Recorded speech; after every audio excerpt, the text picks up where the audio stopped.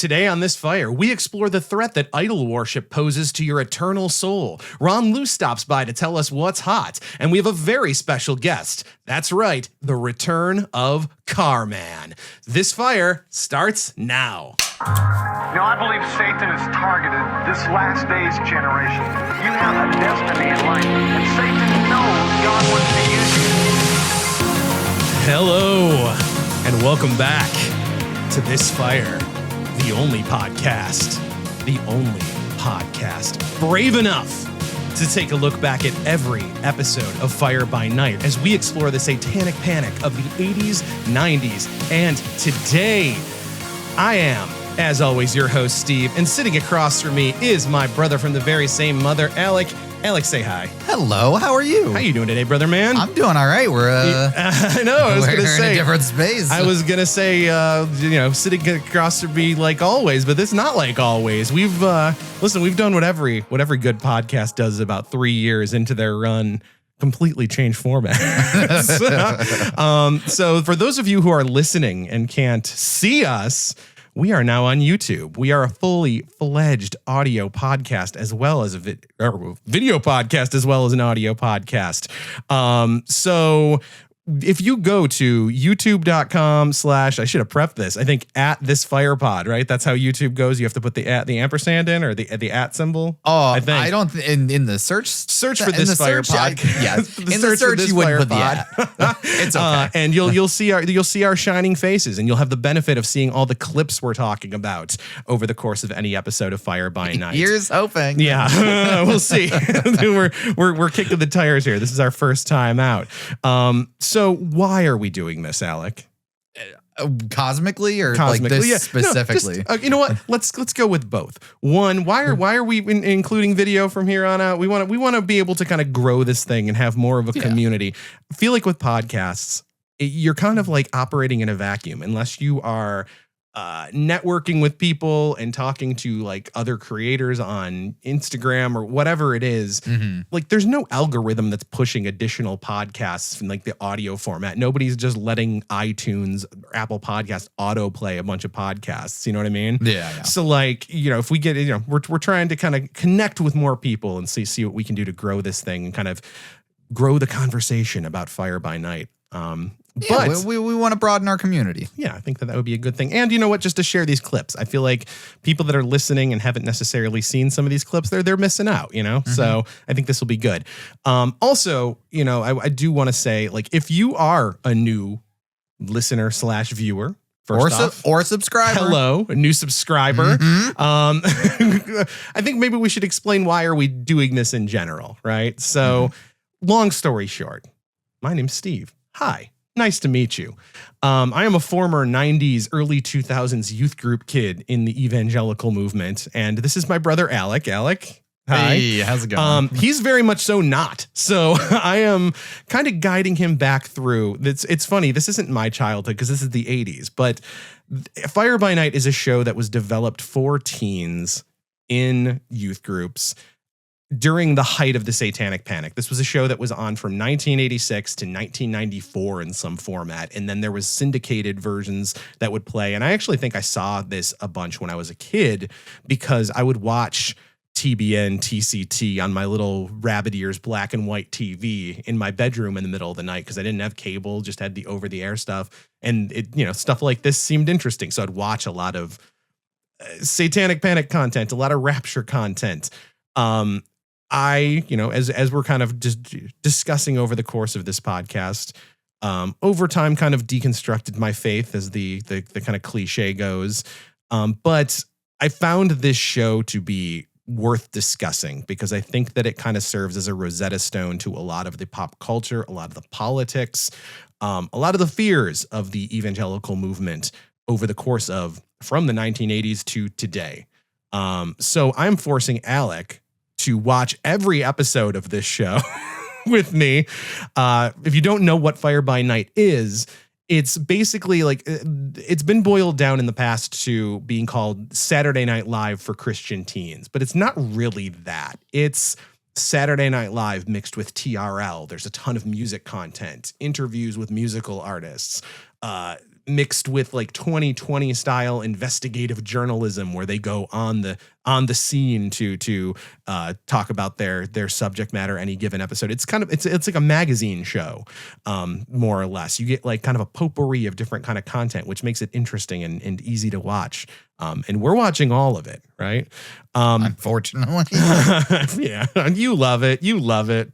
It's like a Stockholm, like, oh man, I can't wait to watch more Fire by Nite. So we are 30 episodes in. If you are watching, this is your first one. This is episode 30, Idols in Your Life. We're only 30 episodes in. You know, so, you know, again, changing form factor a third of the way into our run 10 here. episodes a year.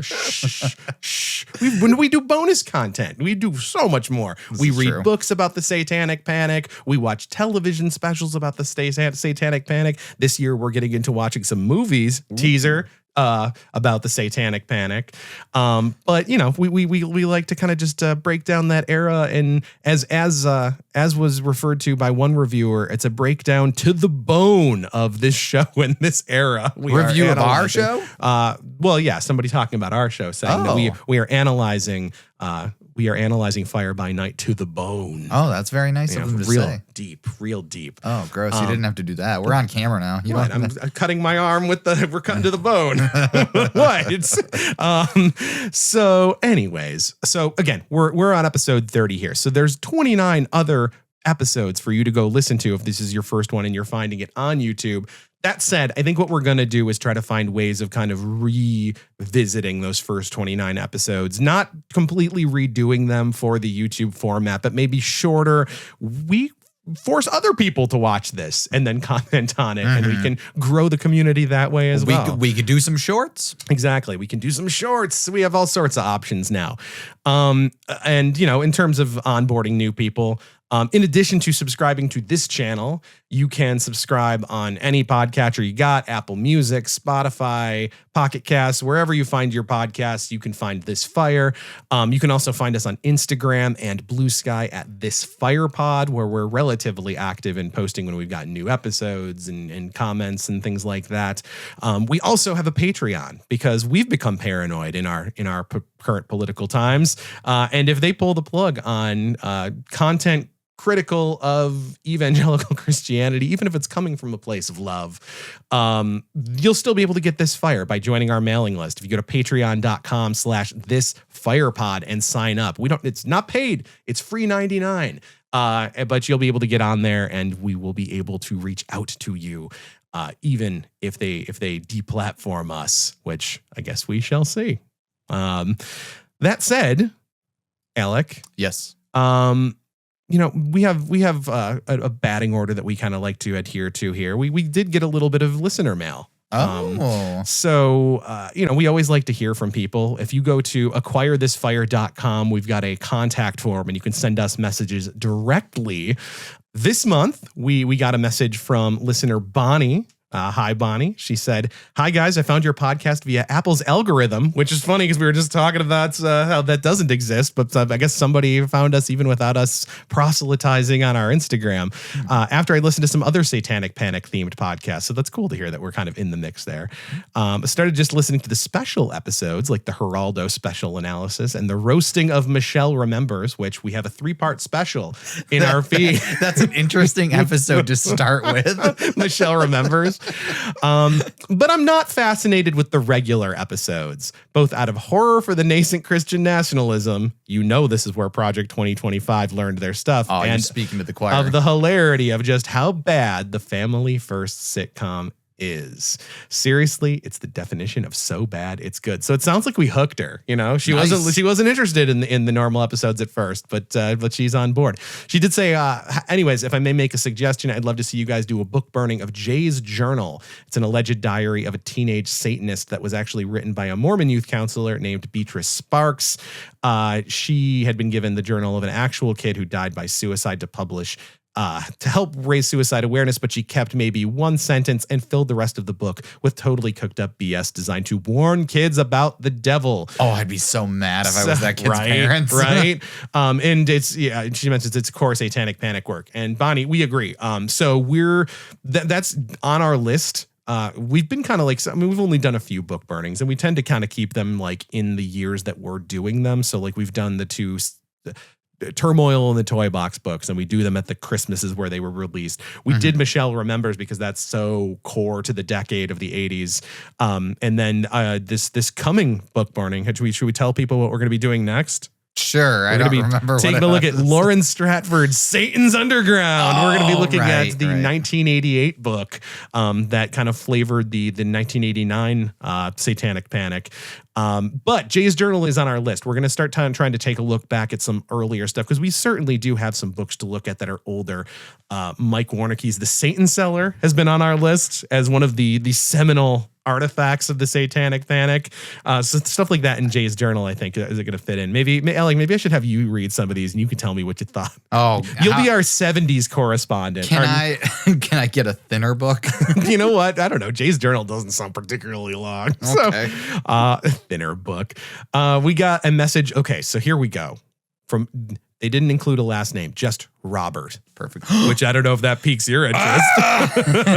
Hey, Steve and Alec, love the podcast. I'll keep this as brief as possible. My family subscribed to Fire By Nite. My sister has the tapes in storage, and we're making a plan for me to get them out. I want to say we're missing episode 2 for some reason. So does this just not exist? That was the Glad episode. Right. Did we miss that as well? Yeah, we did. We have not watched the second episode of Fire By Nite. It just doesn't seem to exist. That's weird. Mm-hmm.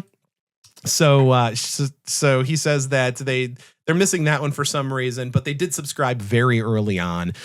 They definitely have the first CARMAN episode, which would have been the first one, and then all of the Power Team episodes. So listen, Robert, if you want to upload that to YouTube, we'd love to take a look at that. And also, if you are the Robert, if you were the Robert from Family First, also reach out. Knock twice. We were both Teen Mania missionaries. We both went to church on the move. I played keys in the junior high youth group band on the Fire By Nite set. I'm your core audience.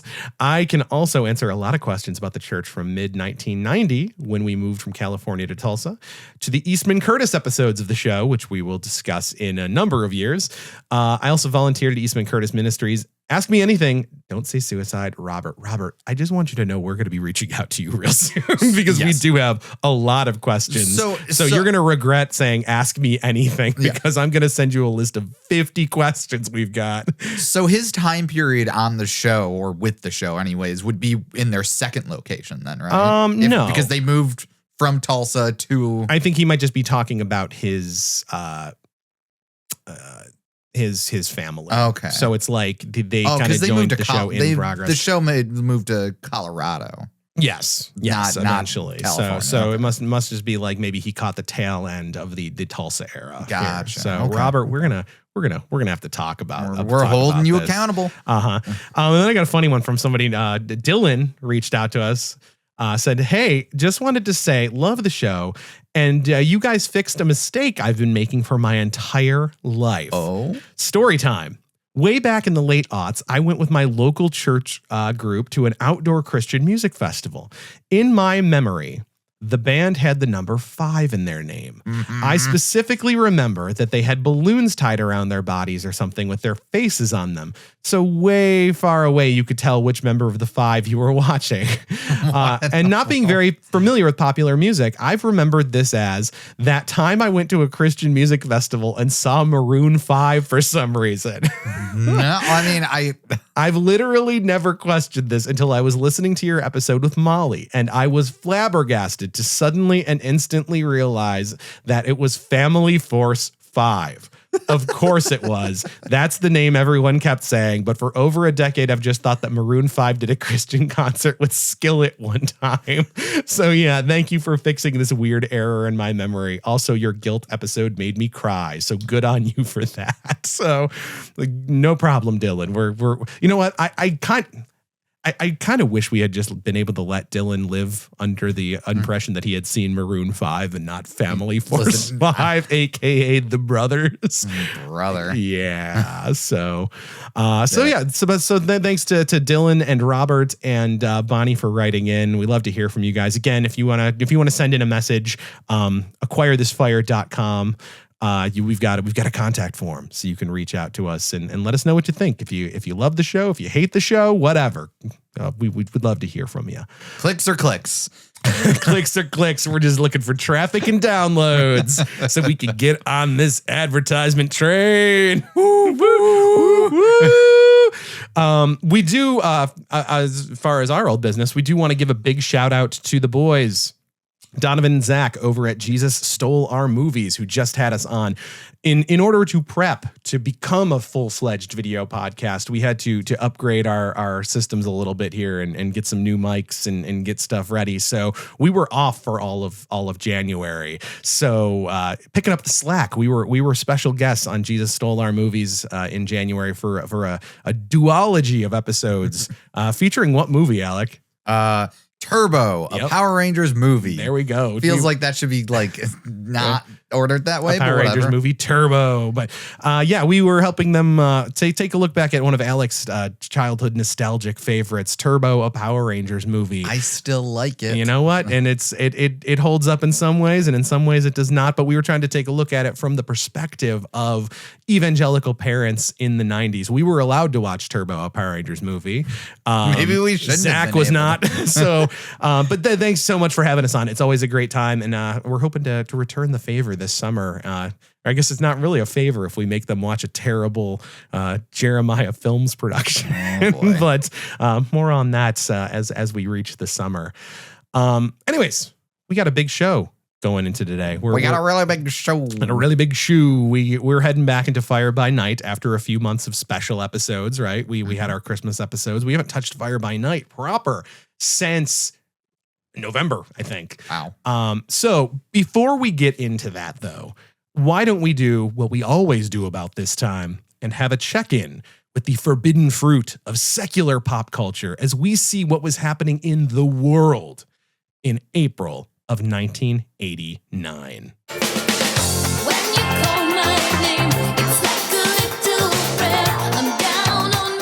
Yes, that's right. It's April of 1989, where the #1 song on the American Top 40 is Madonna's Like a Prayer, and we're going to take that out real quick now that we're on YouTube.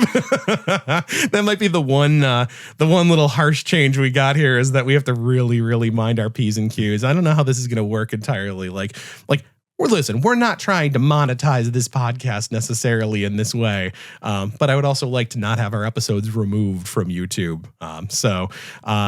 Other songs on the charts, Fine Young Cannibals' She Drives Me Crazy, Roxette's The Look, Tone Loc's Funky Cold Medina, Bon Jovi's I'll Be There For You, REM's Stand enters the charts, Milli Vanilli's Girl You Know It's True, falling down the charts a little bit here, and the Bangles' Eternal Flame. So we're kind of in some like peak 80s pop here for closing out the decade. But Madonna, big one to discuss. We talked about it last episode. This was just after the controversy with the Pepsi commercial and the subsequent airing of the music video, which features Madonna kissing the feet of a black saint statue, which I clarified it's not Jesus. Are you sure? People were like, why is Jesus doesn't he have black? Like a sash? It doesn't matter. Yeah, well, like a saint can't have a sash. What are you talking about?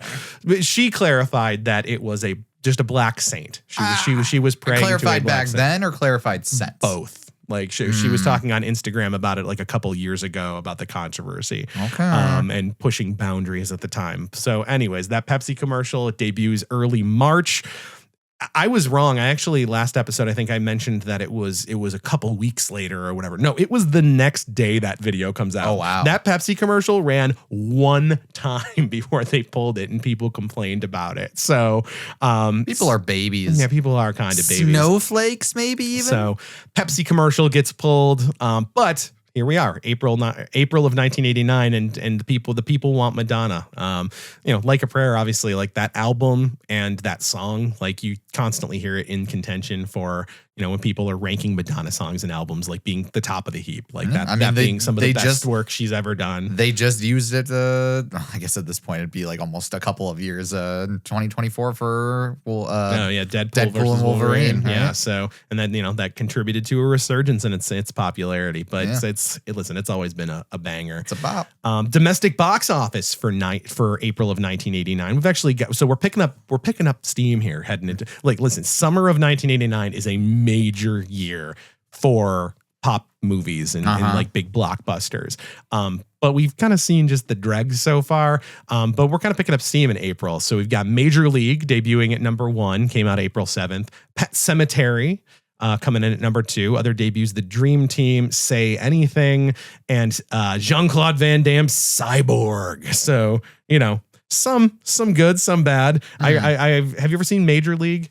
If I have, it was like on TV. Yeah. And like, oh, so you didn't see the real version of Major League? I then. guess not. It's like a body baseball movie. I remember mom renting it for me when I was a kid because it was like, oh, it's a funny baseball movie and it's got like Charlie Sheen in it. Oh, and like immediately they like just start swearing and stuff. And I was like 7 years old and she's like, I'm sorry, we're going to turn this off. Oh, so man. Like, you know, maybe we can talk about that later. Like movies not allowed to watch Major League, but then, you know, they were taping Terminator 2 off of Showtime for me. In Japan, April 21st, Nintendo releases the original Game Boy and Super Mario Land, which would debut in America just a couple months later. But I felt like we needed something fun here because the news section is horrific. What are you saying about the time period between 1989 and maybe like 92, 93? Well, so listen, so April 19th, the Central Park jogger case, the Central Park jogger was assaulted and sexually assaulted while jogging in New York City Central Park. What do you know about this case, Alec? I mean, this is the Central Park 5. This was the Central Park 5. So, of course, there were 5 teenagers who get accused for the crime. They turn out to be innocent. However, maybe one of the most famous elements of this was a full-page ad taken out in the New York Daily Mail with the giant headline, "Bring back the death penalty, bring back our police," and then several paragraphs on how these kids needed to be executed for what they did, signed Donald J. Trump. Trump took a full-page ad trying to get 5 innocent kids executed for a crime that they didn't commit. The more things change, the more they stay the same.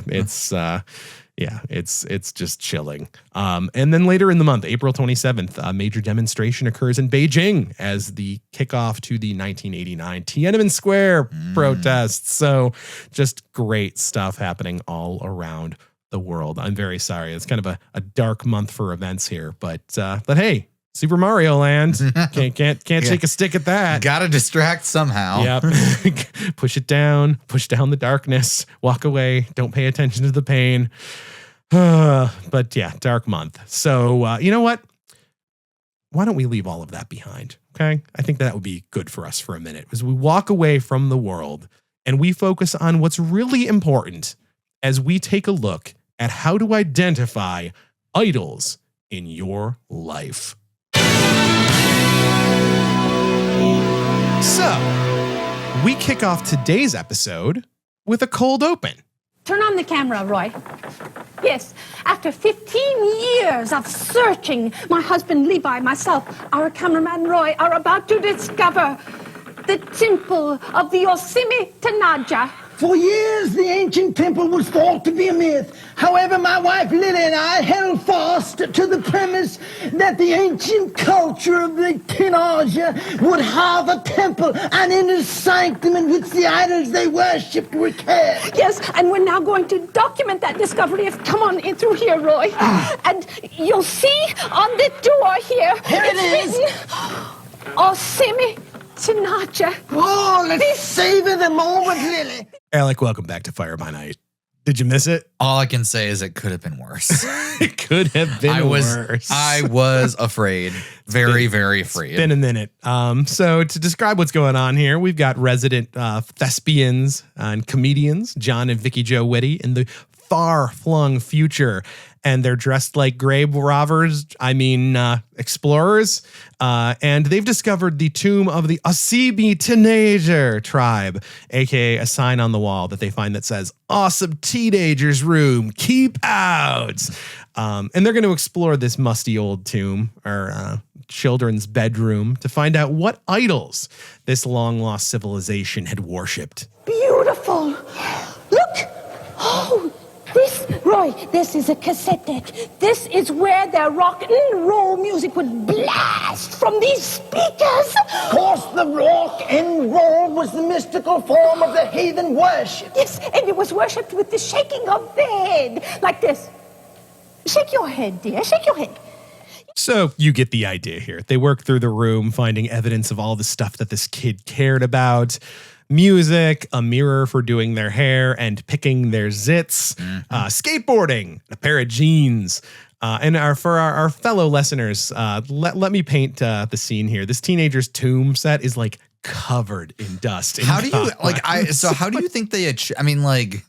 Listen, how do you? Clearly it's a set. It's a bedroom that is not a real. This is bedroom. a real bedroom. They filled with, but dirt. that seems like such a Did they ruin the set for other people? That's the thing. It felt like Doug's bedroom set from Family First, but everything is ruined. Like there's nothing salvageable in this entire set. Clearly, it's just it would covered need a deep in clean in order to. The deepest clean. Like it's just like even just getting rid of all of this stuff. I can't imagine how much work it was to clean up.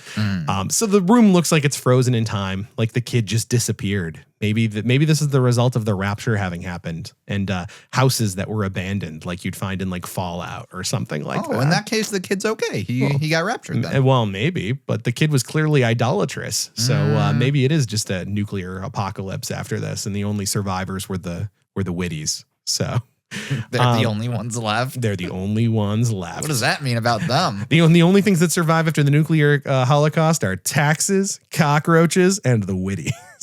Taxes? I guess, yeah. There's going to be somebody collecting. Anyways, this skit goes on for almost 4 whole minutes. It's a long skit. It's a pretty long cold open with the Whitties basically making the same joke over and over again. Like, ooh, look at the sports posters. The Tonight Tribe, they worship these men who would make a ton of money for hitting a little ball with a stick. And then there's one more object in the room, perhaps more worshipped than any other. And look. The television, it's here, and its altar is above all the rest. It's alone here. As you can see, they would worship the television with a stare offering. They would stare for hours at the television, and we could stare now, dear. What would we stare at? Well, the tape that's in there. Just see what it is. Ooh. Wait, this is almost live. On videotape. It's Fire By Nite!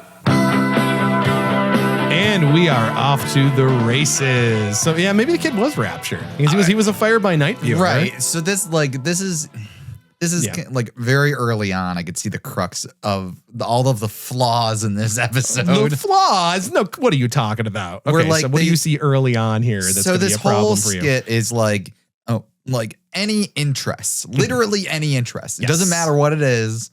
Any interest is automatically leveled up to being just idolized and worshipped, and there's no difference between just liking something and having it in your room. Listen, Blaine gets into it. No, I know. Yeah. But then the problem is the kid also does have a Fire By Nite video. Yeah. So like they spend all this time talking about how TV is bad. And then they put the tape in anyways, and it's Fire By Nite. Right. So it's like right. Your message is a little muddy, as usual. It's usual. It's a little shaky, but maybe we'll be able to get a little bit of clarification as Blaine comes out for us. Because right off the bat, we're met by our resident youth pastor and main man, Blaine Bartell, to let us know what's on tap for this month. We've got a very special guest this time. His name is CARMAN. He's from right here in Tulsa, a good place to be from. And we're going to be talking about idols in your life. Idolatry, and the Bible tells us to flee from it. And if we're supposed to flee from it, we ought to find out what it is so we can flee from it, right? Well, here we go. I like how he says he's from right here in Tulsa, and Carman's going to refute that in a few minutes. When he said that, I was like, 6 or 7 places that Carman's from, Tulsa is not like one of them. When he said that, I was like, that can't be accurate. Yeah. Like I wasn't sure at first, but then. So, but yeah, that's right. He was there in our very first episode, and now in our very first video episode. Oh, it's a man that goes by the mononym CARMAN. So if you don't know who CARMAN is, you're in for a treat. But as Blaine said, just like in the cold open, the main thrust of this episode is idolatry. Alec, what does idolatry mean to you as far as like a biblical definition would go? Or is a biblical definition? Yeah, like clearly. I mean, I guess it would require you to think of said object or person as a higher being, somebody that like oversteps, not just an interest, not just, oh, I like having this thing. And so I'm going to, there's a lot of idols in this room, if you get what I mean, though. What? Talking about my cases of collectibles? Shut your mouth. But I mean, it would require some amount of like additional footwork, right? It's not just you like the thing, it's not just you like and something. then you have it in your life. It's you're putting it up like, again, people put things in the wrong order as far as like daily life anyways, right? Where it's like, you know, you're not being with your family, you're too busy doing X, Y, and Z, right? And you're not, whatever. There's levels to it. But as far as idling something, I would say idolizing. Yeah. Idling. Oh yeah, I guess you're not idling. Idling the car. I guess it would require there to be some kind of legitimate faith behind it, which I would not say is accurate to what people do with their stuff. Yeah. It's a little, like the way they characterize it is a little more cartoony. Yeah. And that doesn't quite mesh with reality. There's a difference between having like the wrong priorities in life in general and like whatever they're trying to elevate it to. And that just doesn't. No, I get you. Well, let's see how your thoughts on the matter square up with Fire By Nite's introduction to the subject in today's first skit. What can I say? No, really. I'm not just trying to flatter you here. You're great. You are really great. When I think of you, I think of excellence and stability. Oh, come on. You've got potential. You know that. Just between the two of us, you're pretty good looking, too. Fantastic. I think the greatest characteristic of all would be your meekness and your mildness. If there was anyone I'd want to pattern my life after, it would have to be you. So we hear this monologue being read as a camera pans around an aggressively 1980s house. Not quite sure what they wanted us to be seeing here other than just kind of giving us something to look at while this guy talks. But at the end, we see that these flattering words aren't being said from one person to another, but to a man talking to himself in the mirror. The old He looks like CARMAN. It's the old man in the mirror routine, baby. And Michael Jackson would be proud. And it leaves us with a definition and a verse to consider. Idol, they define it as a statue. 1, a statue of a god, or 2, an idealized person. And then it pops up the verse, 1 John 2:16. For everything in the world, the lust of the flesh, the lust of the eyes, and the pride of life comes not from the Father, but of the world. So kind of like putting things, like putting things in the world above those things, those heavenly things. Right. If we're looking at like the full Webster's definition, which Blaine gets into later, but I just wanted to grab this thing real quick. We have the object of extreme devotion, which is kind of like number 1, the statue they're talking about. Number 2, a representation or a symbol or of an object of worship, or broadly a false god. 3, simply a likeness of something. 4, a false conception or a fallacy. And 5, a form or appearance visible but without substance. So like an idol, like it's just a lifeless idol, an enchanted phantom. So the Shelley example that they give for us. So a super broad. Yeah, there's a lot of definitions here. And then in one of the most on the nose compare and contrast segues ever attempted on this show. Well, let's just take a look. I'm going to rewind a short bit so you can hear where this goes. If there was anyone I'd want to pattern my life after, it would have to be you.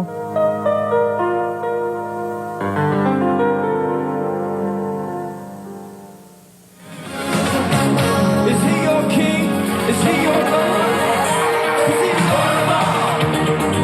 Everything shall know. So right after getting a baseline reading on idolatry, we're treated to about 35 seconds of still frames from a pop concert as high energy arena jazz floods our senses, and we see a sweaty man, a very Vegas-coded man.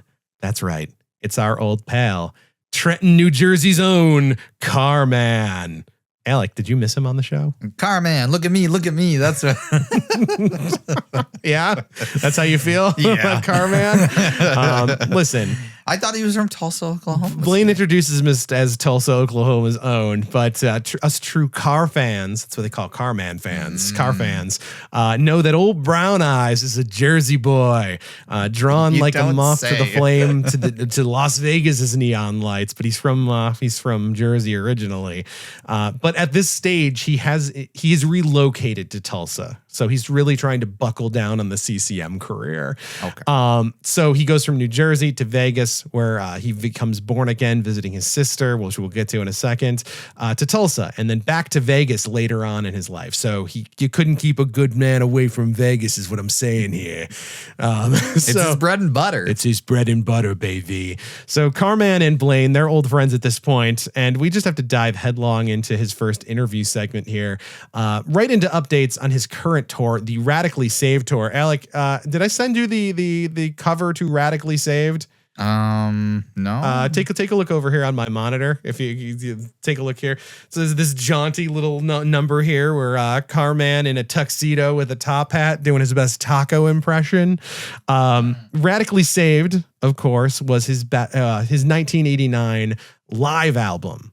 His only live album that was certified gold. I think it's arguable that we are kind of entering the golden age of CARMAN here, because he's about to have a string of massively successful albums, peaking in 1993. The Standard comes out, which we'll get to in about 7 years or so. But that goes straight up platinum. Like, he's popular. Okay. Like, he's selling records in this period. 1989, those, and we're going to see him release another gold record titled Revival in the Land, which we are going to have to do a deep dive on, because some of the tracks on that album are just wild. Super anti-Semitic. Yeah. But for now, the Radically Saved tour continues on. He says that they just got back from Australia and Hawaii, and that they still have about a year to go on the trip. And then we get a little update on the ticketing structure for the tour. And we've made some changes in the ministry. We do everything now on a free admission basis. For the past few years, we have done everything with a love offering, but we have a donation at the door, and we've since eliminated that beginning in January and just opened up the doors, and we've seen some tremendous spiritual results. Hold on. Was the love offering compulsory? Like, did you have to pay the love offering to get in? Like, I thought that the whole thing was before that it was free, but they took up collections and they called it a love offering. Like, anytime they would talk about the love offering, he's making it sound like you needed to pay something to get in. I mean, you got to pay a maybe cover just charge $1 to get into a bar sometimes. Yeah. So it's for legal purposes. Yeah. They're serving wine. They're serving the wine of the spirit at a CARMAN show. I mean, CARMAN, so come on. How are we going to make money if you're not? Oh man, we are very excited about the CARMAN movie. We're gonna report live from that. Like, I wonder if we can get. Do you think we can get invited to the premiere? Do you think where's the premiere gonna be? Do you think Tulsa? Come on, listen. If we could get on the guest list to be on the TBN studios or whoever the heck's making it, they don't want us. No, yes, they do. They want coverage. They want coverage. They want coverage of a couple real car fans. Okay. But yeah, we're gonna try to go see that. Are they paying to fly us out? If that ever comes out, we're gonna go see that. I promise you that.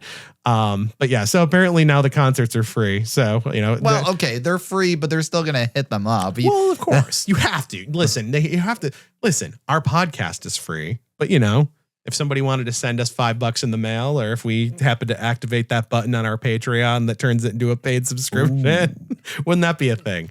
If anybody wants us to go to the Stronger Men's Conference, let us know, and maybe we'll start taking an offering. We'll take a love offering. When is that? Next March. Okay. We're going to miss this year's. We don't have the money for this year's. But if somebody wants us to go to the Stronger Men's Conference and cover that, we can maybe make some arrangements here. I'm a man. You're a man. And you know who else is a man? I'm a man. He's a man too. I'm a man.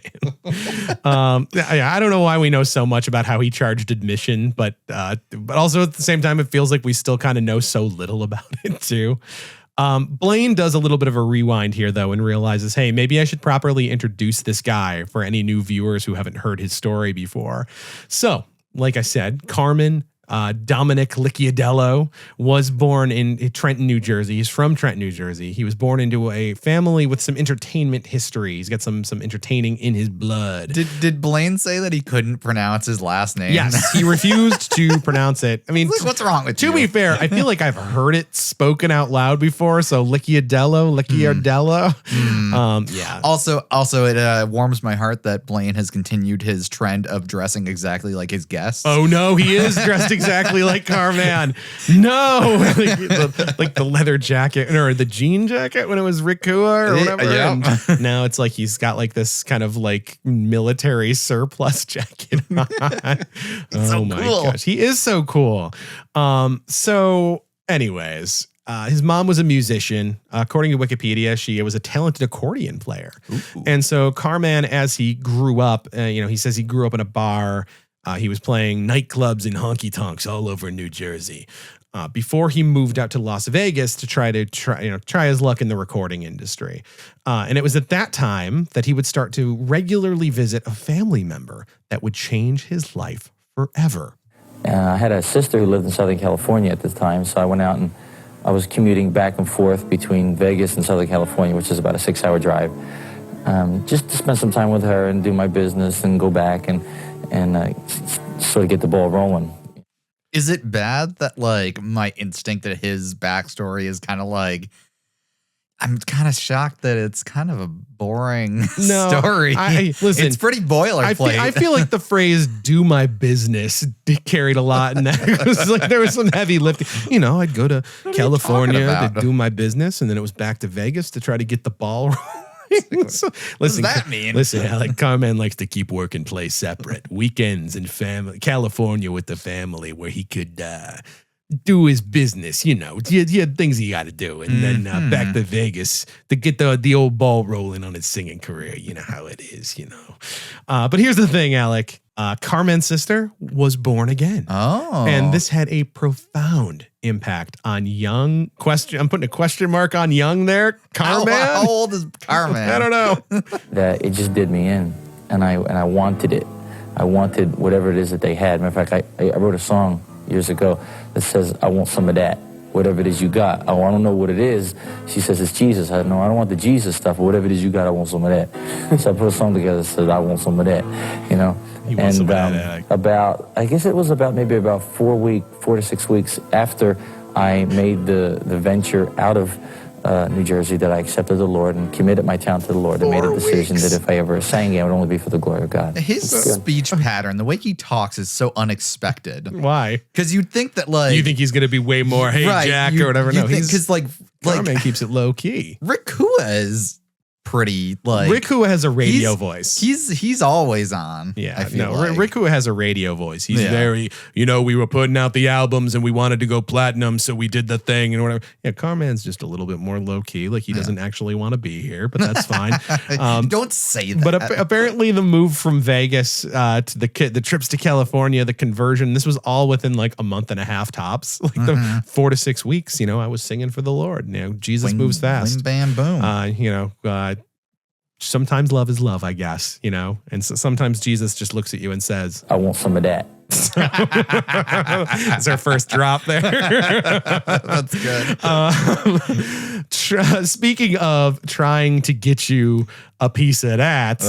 I'm sure all the single young ladies would want me to ask you this question out there, and that is there a Mrs. Carman in your life yet? Do you have anyone that you're looking at getting married to in the next little while? Or? No. Nobody in particular, but we are taking applications. Yeah, okay. So right into, never mind.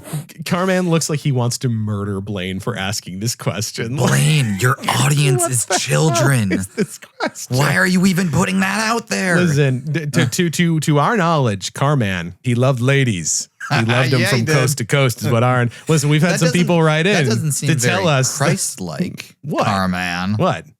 To be a ladies' man but never marrying? CARMAN rolling up to your small town church, looking at all the church wives and saying, I want some of that. It's the gift that keeps on giving, baby. So, yeah. Based on some of the things people have written into this very podcast, you get a sense of why maybe Blaine's blowing up his spot a little bit. Whether it's in California or Tulsa, Oklahoma, he's just trying to do his business and then go back and just let a man live. Come on. Come on. I liked the recovery on taking applications though, where, let's say 8 out of 10, he stuck the landing. But from there, we get our first official musical interlude on the show, a video from the Radically Saved tour, and it's Tulsa Stopped. It's the titular track, Radically Saved. Jesus Christ is Lord, and God's still on throne. On throne. There's power in the blood, and I'm saved to the bone. How'd you like this, Alec? Is it like bad that like he's got a little bit of an Andrew Dice Clay thing going on? He does. It's the jersey in it. Oh, look at this, people. This is crazy. Like, on this episode about idolatry, you have a performer that is basically doing his best Wayne Newton impression as the women in the audience are like resisting to start throwing their bras at him. He's even got a couple of gorillas out there. Oh yeah, there's people in weird costumes. Radically saved. Oh, he's so cool. Like there's cat calls and stuff after every line. He's like winking at the audience. Fabulous. It's just fabulous. Listen, sometimes I feel like this show is just staring you square in the eye and just daring you. Say something. Come on, say something. Say something about how this isn't isn't the musical guest that we should be having say it on our episode about idolatry. This feels like a dare. So I did want to call out this set while he's on here, though. It's not exact, but this is totally the first iteration of what would go on to be the set for his Time 2 TV show, VHS show. That's coming up. Oh, okay. It's like the cityscape kind of like late night show, stand-up comedy, New Jack Swing looking, kind of stage set is not too different. It's simpler, but it's not too different from what, once he starts doing Time 2. When we take a look at Time 2 in 1993, I think 92, we're going to be taking a look at that, and you're going to see this. Yeah, I think 92 is when we're going to hit that. So in a few years here, CARMAN, he's going to take the baton from Fire By Nite, and he's just going to start sprinting with it into some scary places. Oh, good. You're going to love it. What year did he die? Just a few years back. Oh, yeah. In the 20s? I think in the late teens. Oh, okay. I feel like I should know this. This should be on my heart, but I miss him so much that I don't want to accept that he's gone because he's like you gotta get it out of your mind. Yeah, I know. Otherwise, you won't be able to move on. Yeah, exactly. So following our musical break, we are back on set with Blaine, who's getting into our first sermon segment for the month. Did you know that each day Americans spend about $125,000 on the memories of Elvis Presley? Did you also know that each day Americans will buy 50,000 brand new television sets? Maybe we ought to get in the TV business. Maybe we ought to get rid of our idols. You kind of are in the TV business, bud. I hate to break it to you, Blaine. You're in the TV business. So he's like, all these people spending all this money on stuff when they could be spending it on us. They could be spending it on a Fire By Nite subscription and t-shirts to come. It's really hard to take it seriously when they're talking about TV at any point in this, given that like how much they clearly not just put out a TV show, but love TV. The parodies, production. There is a love and there is a craft to Fire By Nite. I mean, we talked to Chris Tice and he was like, I just loved being part of the production and doing all the behind the scenes stuff. And and listen, I think that the argument would be, well, it doesn't come first. It doesn't come before God. But it's like, all right, well, just maybe chill. If it didn't come first, then Blaine wouldn't be the host. All right. Also, these numbers are meaningless in a vacuum because it's like, are those numbers high compared to other things? Like how much money people are spending on like Elvis memorabilia? Like it's just, it's the classic, we're going to blind you with some random statistics to make a point kind of thing. But like in a vacuum, it's like, who knows? Like if there's $10 billion worth of sales of Bibles. And then it's like people spend $150,000 every year on Elvis memorabilia. It's like, okay, well, what is that? What does the comparison mean, right? Wait, what was the number? It wasn't, and it wasn't that. It was in the millions. But I'm just saying, I was gonna say. I mean, here's the thing, right? Yeah. It's like millions. Like that's actually not a lot if you think about how Mr. Moneybags here. like how popular. I mean, he's not saying individuals spend millions. Nah, I know. But But given how popular Elvis was, Yeah. like you would think it'd be way more. But that's what I'm saying is like it's hard to know. Like you can't what do those numbers mean in a vacuum? It doesn't really make a difference. But he does say something that I found quite interesting. You know, there are a lot of idols in our lives, even in Christian families. And the Bible's very clear. It says in Matthew chapter 6, verse number 33, that we are to seek ye first the kingdom of God and his righteousness, and all the other things in life shall be added unto us. You say, what is an idol? Some people look at idols like there's some graven golden image in a foreign country, and you see people bowing down to them and chanting and doing weird things. Well, you know, idolatry can take that form, but in America it doesn't. Usually in America, an idol is something that is very dear to somebody that they put before God. So, you know, Christians can fall prey to having idols too. It's basically the point. Like, it's not just getting down on your knees and worshiping a golden statue. Sometimes, I don't know, like purely hypothetically speaking, 70, maybe 80% of the church body, the koinonia, might find themselves subject to a little idol worship every now and again. Now, I'm just speaking purely hypothetically here. Just food for thought. Anyways, on to the next skit. And I'm just going to play this whole thing. Hi, I'm Michael. I don't care who you are, because I'm sure my life is much more exciting than yours. Call me at this number. I'd love to give you the details about my worldwide tours, where I'm personally worshipped by millions of my fans. Please call 1-900-MIC-IDOLS. Yo, I'm Michael too, and I can play ball better than you. So don't hesitate, don't be late. Count the zeros, ain't no mistake how much I make. So talk to me now, find out how to play round ball. Make the call, 1-900-MIC-IDOLS. Hey, guess who I am? Michael Buddha. And I know the real reason you're calling is because you need somebody to worship. Let me be that You look so somebody in your angry life. hearing Yes, this. you can kiss my feet, rub my tummy, even ask me to fulfill all your needs. Can I do it? You bet! I can do whatever you think I can, except move or be alive. But anyway, call me now or go down to your local department store and buy me. But better yet, call 1-900-MIC-IDOLS. $2 for the first minute, 75 cents each additional minute. Make sure your parents know you're calling. So, yikes. The perv definitely has a niche for the show. What? Is being incredibly racist and culturally insensitive. You think that was him? That was definitely him. A lot of it was him. I think all of them were him. I don't know. But so what we're looking at here is a 900 number commercial spoof. For all you youngins out there, 900 numbers used to be like paid numbers you'd call. So like sometimes they'd be for like entertainment for like kids. There was a He-Man 900 number that you could call and hear messages from He-Man and Tila. Sometimes they'd be for something a little more adult. And sometimes they're just for like, you want to cry. Yeah. Exactly. The cry line. Yeah.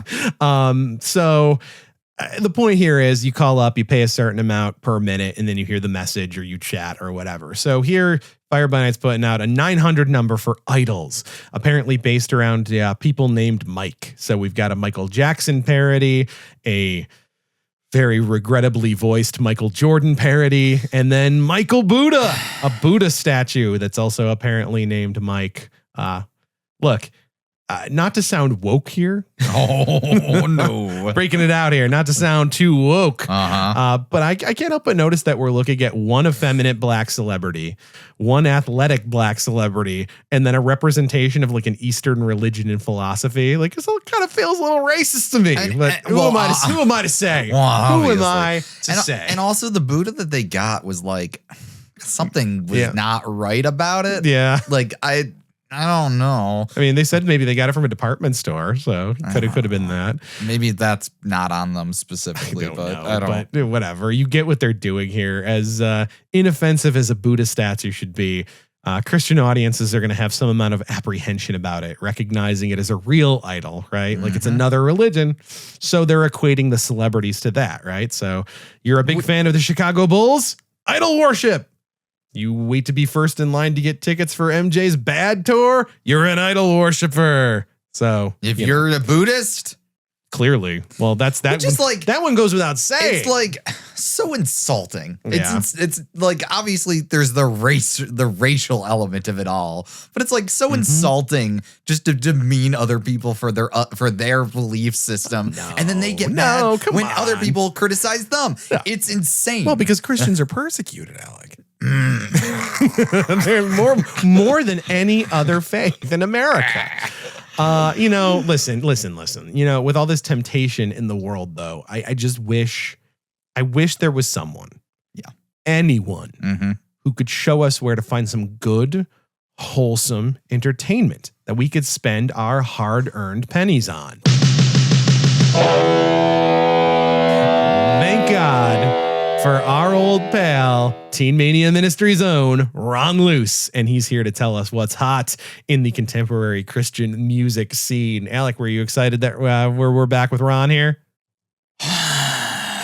I was thinking I was going to look over to see a dead body in your chair. Ron, your best friend's got a couple updates for us this month. First, from the band The Allies, who were coming out with their brand new album and title track, 1989's Long Way from Paradise, a song that, as Ron puts it, is all about how different our world is from heaven. And he rephrases that about 3 or 4 different times. It's like, because it's about heaven being so different from the world that we live in today. And the Allies just wanted to tell us how different it'll be when we get to heaven from earth, you know, so good stuff. And you know, man, you ain't kidding, brother. Our world is very different from heaven. Anyways, he's sure you'll get a lot out of it. Alec, do you know who the lead vocalist for the Allies was? No. Does the name Bob Carlyle ring a bell? No. Butterfly kisses at the bedtime prayer. Sticky little white flies all up in her hair. That guy. Yeah, that guy. The man who sang the song, played at a million creepy weddings, Butterfly Kisses. So Bob Carlyle goes from being the lead of one of the more prominent CCM bands of the 1980s, the Allies, and then goes solo in the 90s and has that crossover hit. So, you know. Okay. It all connects back to the CCM industry. Anyways, Ron has a question for us all of us Christian contemporary hard rock fans. Have you ever thought about inviting Petra to come to your youth group to share in your Bible study? Well, with what they've just completed, it's almost like having them come. It's called the Petra On Fire video event. It includes 4 full-length videos from Petra. It includes a training manual, comments from the band members themselves, all designed to help you discuss issues that are pertinent to your life, like peer pressure. It was produced right here at Fire by Nite. You can find it soon in your local Christian bookstores or order it through Fire by Nite. Now it's time for our Fire by Nite Top 10 Countdown. I really want to know what's in that training manual. It never, stops. Yeah. It never, it's just... It never astounds me every episode more just the hypocrisy. What? They have a lesson that they want to teach the kids, and then they do the exact opposite every single time. And usually it's Ron Luce leading the charge on that. How are you saying this is hypocrisy? This is not hypocrisy. They just want you to buy the video. They want you to buy the video of Petra.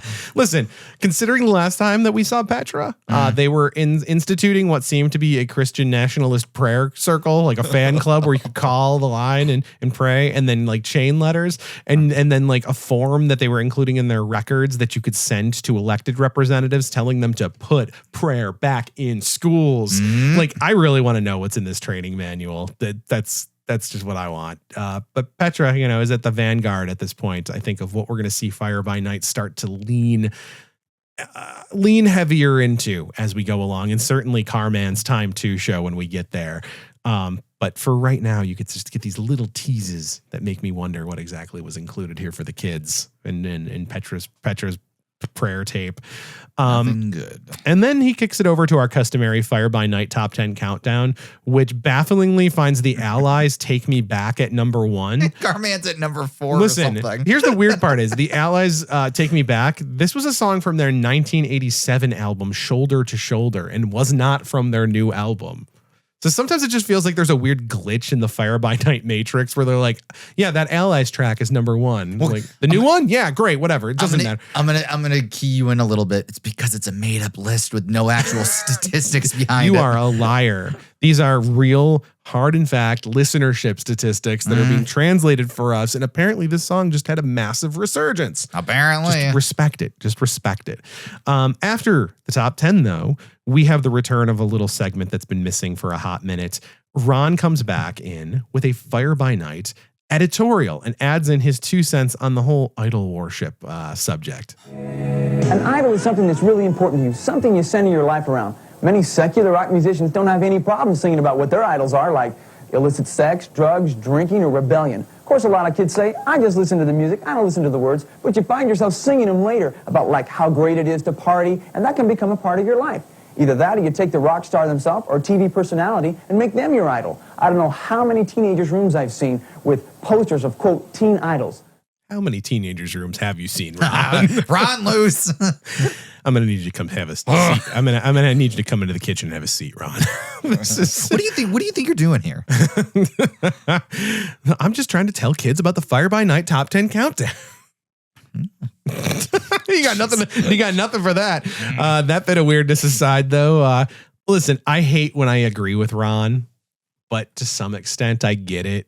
I think it's one of those things where it's like he occasionally has like a kernel of like truth. And then it's just like, it's literally the worst person you know made a good point.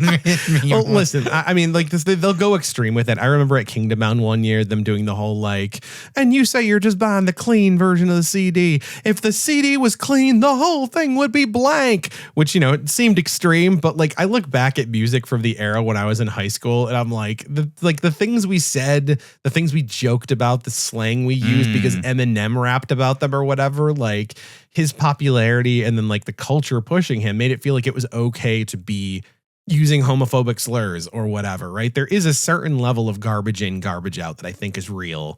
And sure, you know, like you're saying, like, like it's a kernel of truth in Ron's segment here, but they're obviously using it to push a much more aggressive, like, no, you like anything, it's an idol, you know, kind of like as we've seen throughout this whole episode.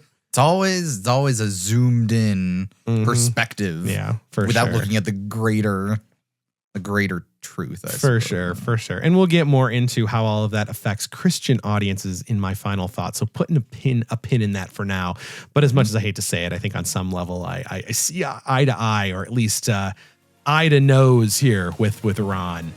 And on that unsettling note, we're going to take a little break here. And when we come back, we're going to hear more from CARMAN, and we're going to get into this month's installment of Family First. So don't touch that dial. This fire will be right back.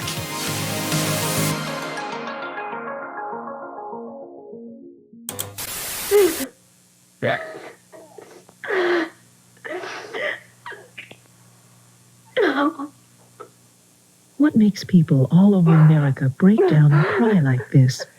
Call 1-900-9099-CRY and hear it for yourself. $2 for the first minute, 45 cents each additional minute. If you're under 18, ask your parents before you call. 1-900-9099-CRY.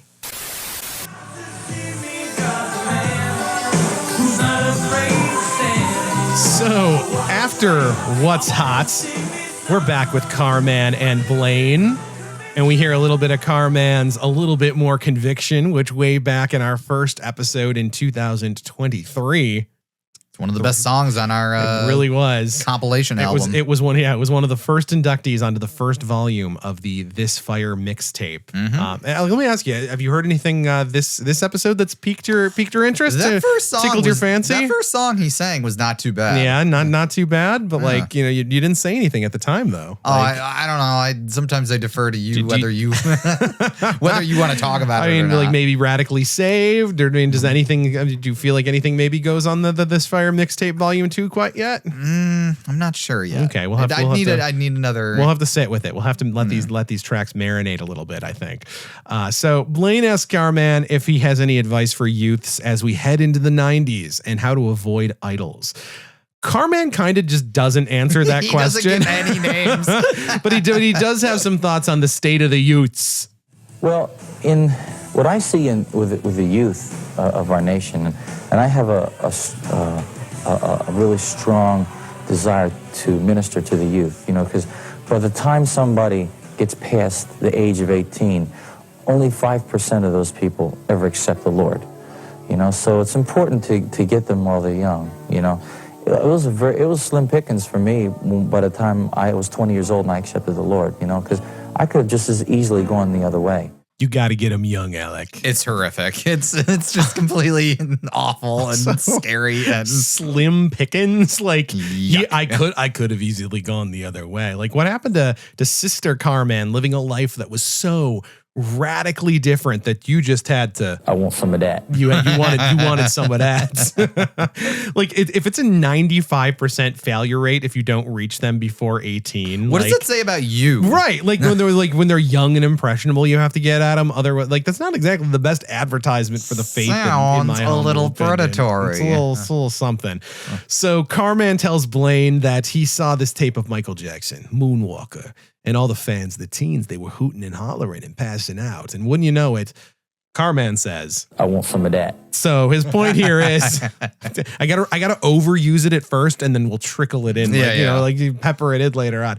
But like his point is that like what he saw in that concert was like it was the devil's counterfeit. Like the church should be causing people to act like that, right? Mm-hmm. Like looking for that Pentecostal kind of energy of, you know, like getting slain in the spirit and screaming and hooting and hollering and getting hit with a coat and healing people and all this other stuff, right? So like if it was, you know, if the devil was able to counterfeit this and you're not seeing this in the church, then it's a failing of the church, like repressing the charismatic Christianity that was driving kids and adults to look for that passion somewhere else. And in this case, in Michael Jackson's Moonwalker. So, you know, that's why it's okay when he does the whole like bad to the bone shtick and has church ladies wooing after every line. Mm-hmm. But it's the devil when Michael Jackson or whoever does it. When they're making money doing it, that's bad. So it's different when it's for the Lord. You know, hey, baby, you know it's different when I do this with you because this is for the Lord. You know, God spoke to me while I was on stage and he anointed me with that discernment that you know, you and me were meant to meet backstage after the show is what I'm thinking, you know, but it's destined to be. It's destined to be. It's different. He says the next great revival, it'll come through the youth, which is something that we've heard time and time again. Just like they keep talking about when that. we saw Shane, they do be talking. Just like when we saw Shane Pruitt, who has still blocked us on Instagram when we saw him speak at Kingdom Bound a couple years back. Blessed.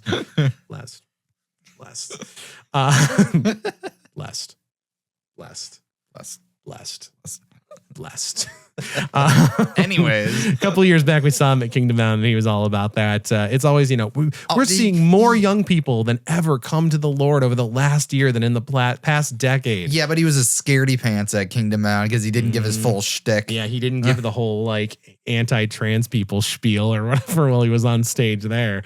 You know, but like we've been seeing statistically speaking like church attendance decline or plateau for years. I wonder why that could be. What could be? What could possibly be causing them to lose their people? I wonder, what could that be? What could it be? So then Blaine, he wants to get personal, and he wonders about the idols that were in Carman's life as a young person coming out of the fleshly world of nightclubs and bars. Like Blaine's looking for a little titillation here, I think. What were some of the idols in your life? What was that?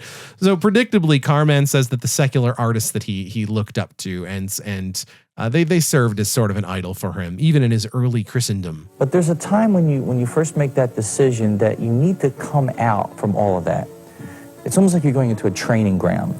You know, before they send soldiers out into war, they put them through boot camp. And they distance themselves from all of their own personal contacts and focus in on learning how to fight. And I think that we have to go through that. Matter of fact, I had a big monstrous record collection. And one night, I used to, I was saved, and I used to go and listen to these records, but they took me back to a frame of mind that I was in before I was a Christian.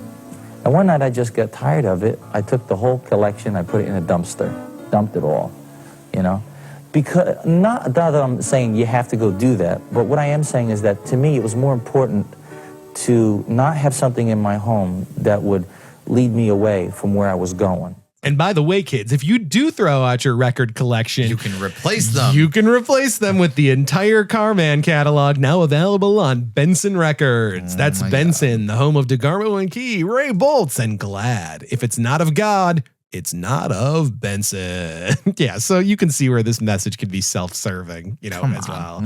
And also, I'm so sick of the Army of God, boot camp. This is that was the other thing I was going to say. Right? To be telling kids or teaching this is just so irresponsible. We got the Army of God military language kind of creeping in here, they're not directly commanding you to destroy all of your secular records. But it'd be little hint, nudge is also be cooler if you did. That'd be pretty cool, right? If you destroyed all your secular records. But also, Steve, don't stick to your path. Don't fall into peer pressure. No, absolutely not. Do not. Don't let other people tell you how to live your life and worship God. But also maybe throw out your shit. Right. I mean, you could do some real moving for the Lord if you made a bold move in your life, like destroying all of your Offspring CDs, including your autographed poster from the 1999 Americana tour. And I'm so sorry. Sorry, did I start to project there? But by making that choice, you're entering into a boot camp for God where you're preparing for battle, baby. And then Carman just decides to take my previous paragraph of notes and really just expose the business. We have, you can look back on the wall over here, see all the different artists, Christian artists that play just as good a music as anybody else. And we have to re-educate ourselves to who are these people? What are they saying? What do they stand for? What's their message? So I think there's the re-education process. Put aside the things that were from your old life and begin to re-educate your mind and develop an appetite for something that's good.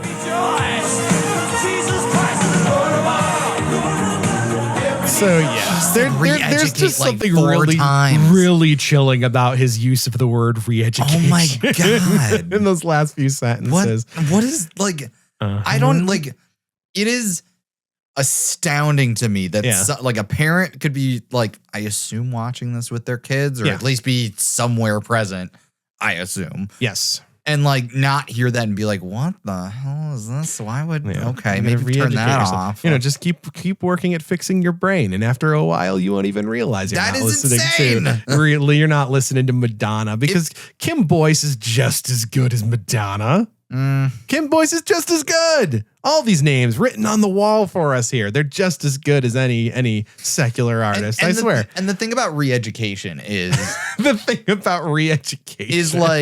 if you're shoving a square peg into a round hole and you're thinking oh, well, I guess we got to sand down this square peg. Don't talk about pegs and holes around town. You got to get the old man hot and bothered around the collar. It doesn't, If it doesn't make sense up front, then something is wrong. Yeah. This is one of my point. I bet they have like pretty similar ideas and thoughts about television. Like you could watch Family Ties, you could watch Cheers, you could watch Full House, but you know what's just as good?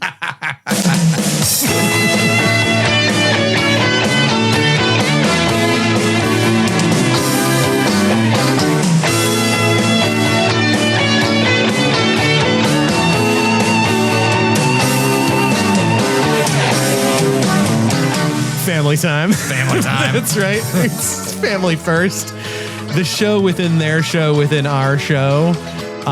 Given that this is our first episode with video, maybe we should do a little explaining about what this is and why the format of the show just changed entirely. Can you imagine? Yeah. This being your first time seeing any of these people. Yes, I can imagine this because the first time that, like, as an adult, I watched Fire by Nite and it kicked over to the Family First segment, I was like, what the hell? Did a different show start?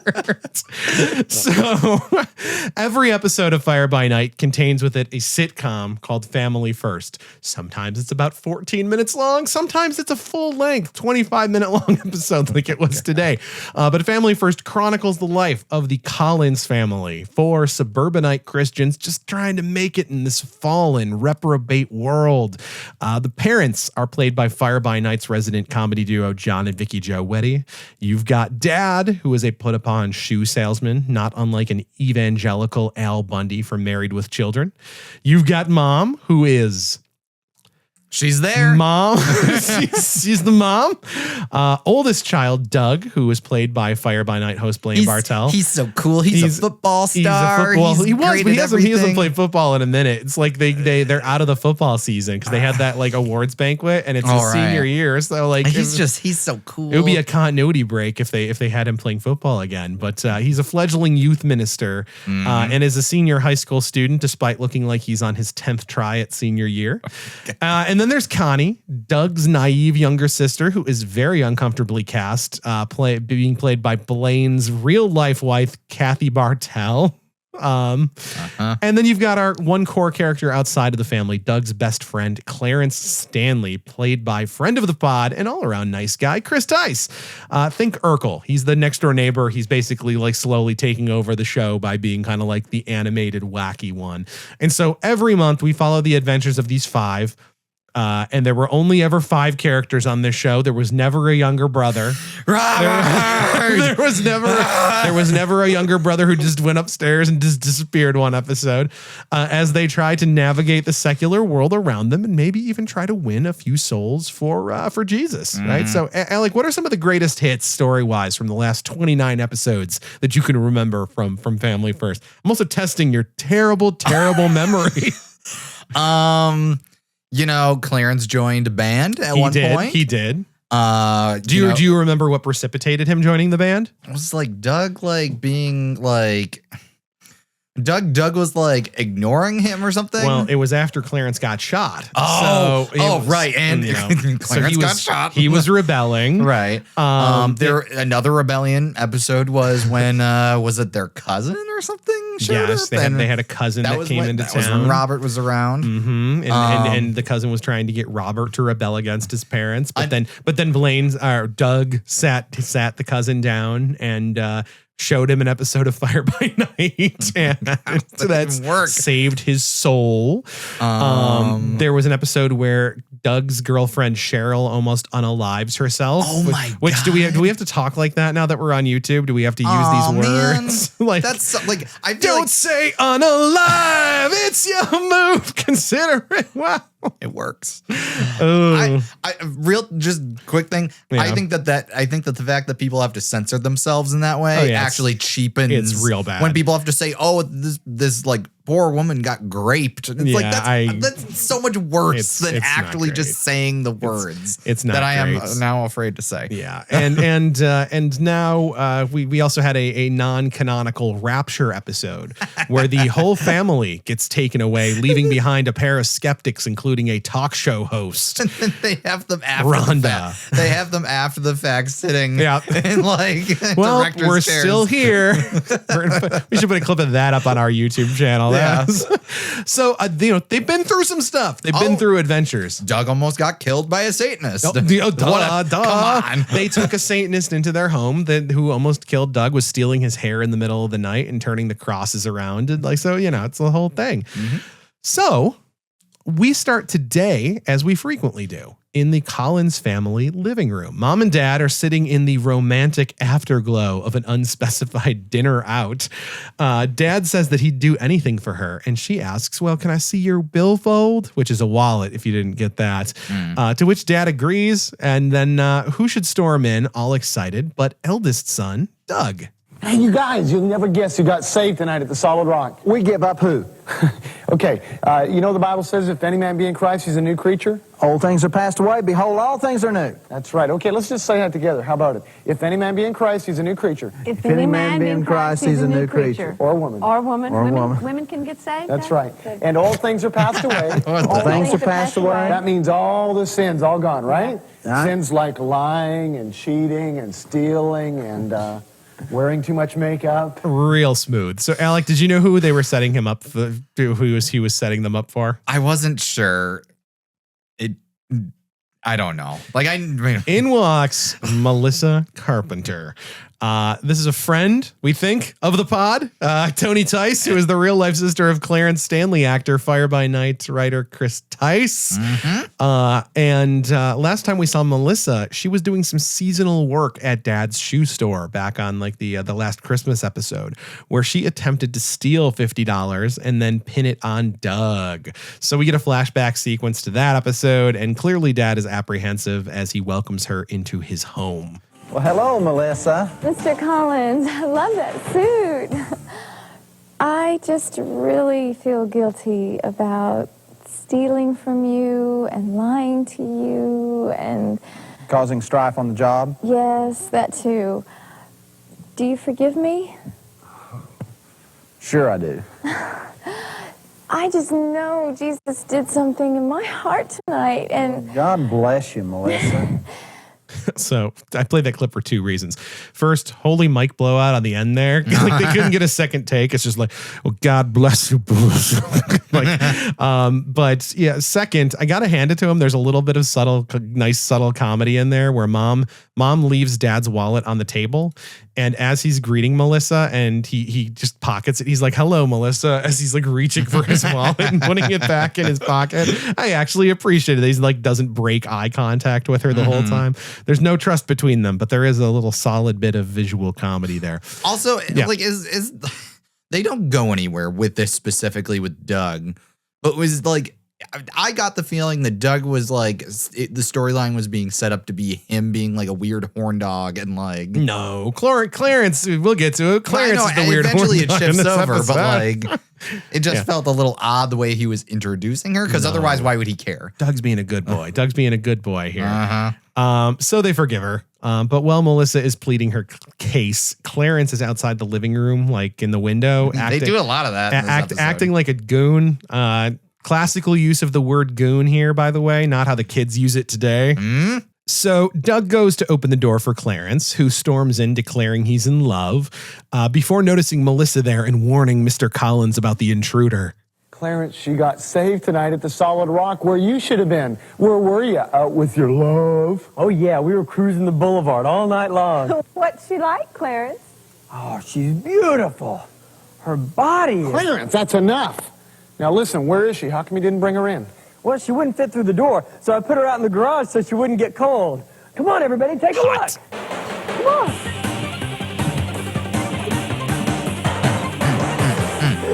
I love my car.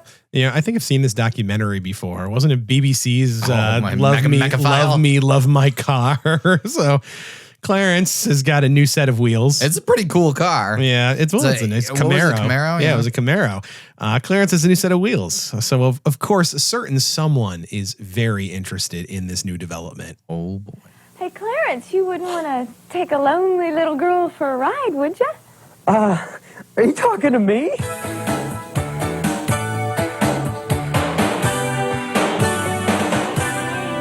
What are you doing, Connie? I'm writing Carmen a letter. Oh, is that a new friend at school? No, Mom, you know, the champion. Oh, that radically saved guy. Yeah, he's doing a concert next week in town, so I thought we'd invite him over for lasagna. You know he's Italian, and he doesn't eat that great on the road. Plus, it'd give him a chance to meet our family. Hey, babe, you mentioned lasagna. I gotta say, I want some of that. I'm never ready for it. Yeah. So yeah, Melissa's all over Clarence now, and meanwhile, these people have the memories of goldfish, and that's coming from me. So Melissa is all over Clarence for his car, and meanwhile, Connie is trying to get in touch with her idol, favorite musician, CARMAN. He's the champion. To see if her champion, not idol. It's not idolatry when it's a Christian artist. CARMAN, to see if he wants to come over for a little home cooked dinner. Mom tries to kind of like let her down easy, but Connie is determined, and she's not ashamed. She's not ashamed, Alec, of her plain old folks family, and is going to see if CARMAN wants to drop by. You know what? Good for her. Yeah, you know what? She's trying to do some stuff here. She's trying to make some moves. Suddenly, there's a knock at the door, and Doug runs down the stairs to answer. Hey, Melissa. Hi. Hey, you're here. Clarence, big guy, gonna get some studying done. All right. Well, I kind of had other plans, Doug. Ever since Melissa got saved the other night at the Solid Rock, she sees Jesus in here, and she likes him. Yeah. I think she sees Clarence's car, and she likes that. Well, we're going to the mall. Is there a sale? No, I just haven't been yet today. Have MasterCard, we'll travel. What wit? You going with us? So Doug, ever the wet blanket, says he hasn't spent any time yet with the Lord today. And besides, he needs to study, as does Clarence. Doug tries to play it subtle and says that he's planning on watching the big ball game tonight, but also doesn't want anything to come between him and the Lord. Clarence is oblivious and says that he realizes that's been a real problem for Doug. You know what? I agree with Clarence. Yeah. You know what? Maybe it is. He needs to mind his own business. At which point Melissa says, oh, and Doug, if you're going to be praying anyways, maybe pray that we find Clarence some cool new clothes. They're using Mr. Stanley's credit card to buy Clarence a new wardrobe to match his car. Is this the first time that we've seen that Clarence's family has money? Like, do they have money? Clarence got a new car. They were given the credit card. Like, I guess. This is where this family goes. They are the rich family. Hold on. His parents already divorced? Were they divorced? Yeah, we had the episode where mom left, mom but I don't know that they got divorced. They must have. His dad is getting paid alamo money. Did you say alamo money? That's not what I meant. Alimony? Oh, alimony. Yeah, he's making that alamo money. He's working down at the rent-a-car. But yeah, no. So yeah, the Stanley family is like loaded. Like at this point, evidently, we're starting to move into this territory where Clarence comes from money. I think in the mission trip episode, there might have been a mention of like, well, my parents are paying for my trip, and then Doug had to go do like car washes or whatever. So Doug is not happy about this. And then Clarence also he requests a prayer that wherever they drive, there's no glass. And then Melissa says, may he make our path smooth, as Clarence lets out another terrifying Tucker Carlson-esque hyena laugh. Oh, that's... I don't like it. That's what it is. Yeah. It's Tucker Carlson. It's definitely Tucker Carlson laugh. I don't like it. I don't like it one bit. No. So anyways, from there, we cut to the mall parking lot where Melissa is attempting to do donuts in Clarence's car.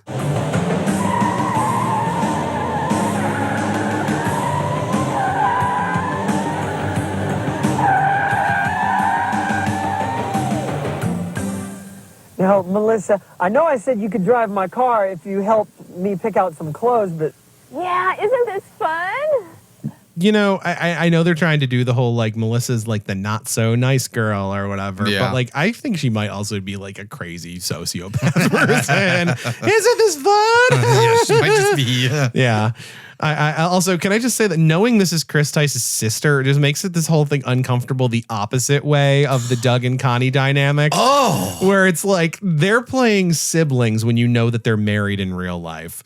Here, they're siblings in real life, but clearly the idea is that Clarence is letting this girl like walk all over him in the off chance he might get a little Christ-approved light action. It never even occurred to me that they were related. It's just this weird feeling like they really need to broaden their casting pool, their gene pool. Well, they got rid of Robert, pairing up for relatives. He was a kid. He'd be older by this point. By this point, no. He'd be, well, okay. 4 months older. So they do the whole like, I don't want to be seen with you in front of my friends bit, as Melissa says she says she dropped an earring and makes Clarence crouch down as her friends pass by. And then we're into the mall where we get a traditional trying on clothes montage. And Clarence tries on 5 or 6 different outfits, but nothing feels quite right. It goes a little long. That's why I cut this clip down. Oh, good. I don't know. I don't think any of these are really me. Come on, I bought 8 outfits already, and you haven't bought anything. Don't you like my taste? Well, this one isn't half bad. Good, let's buy it. Orale, Clarence, essay. You gonna join a bike gang? Yeah, Pee-wee's Angels.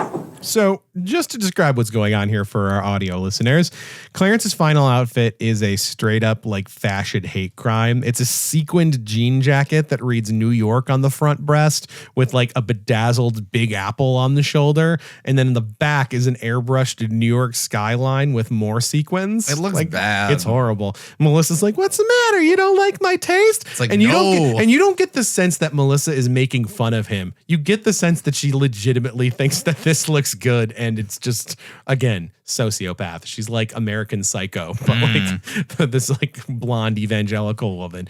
And so they're both approached by, I guess, 2 kids from the school. Oh my God. They could have, they literally, they could have. Lay it on me. They could have just been normal people. Yeah, they could have been.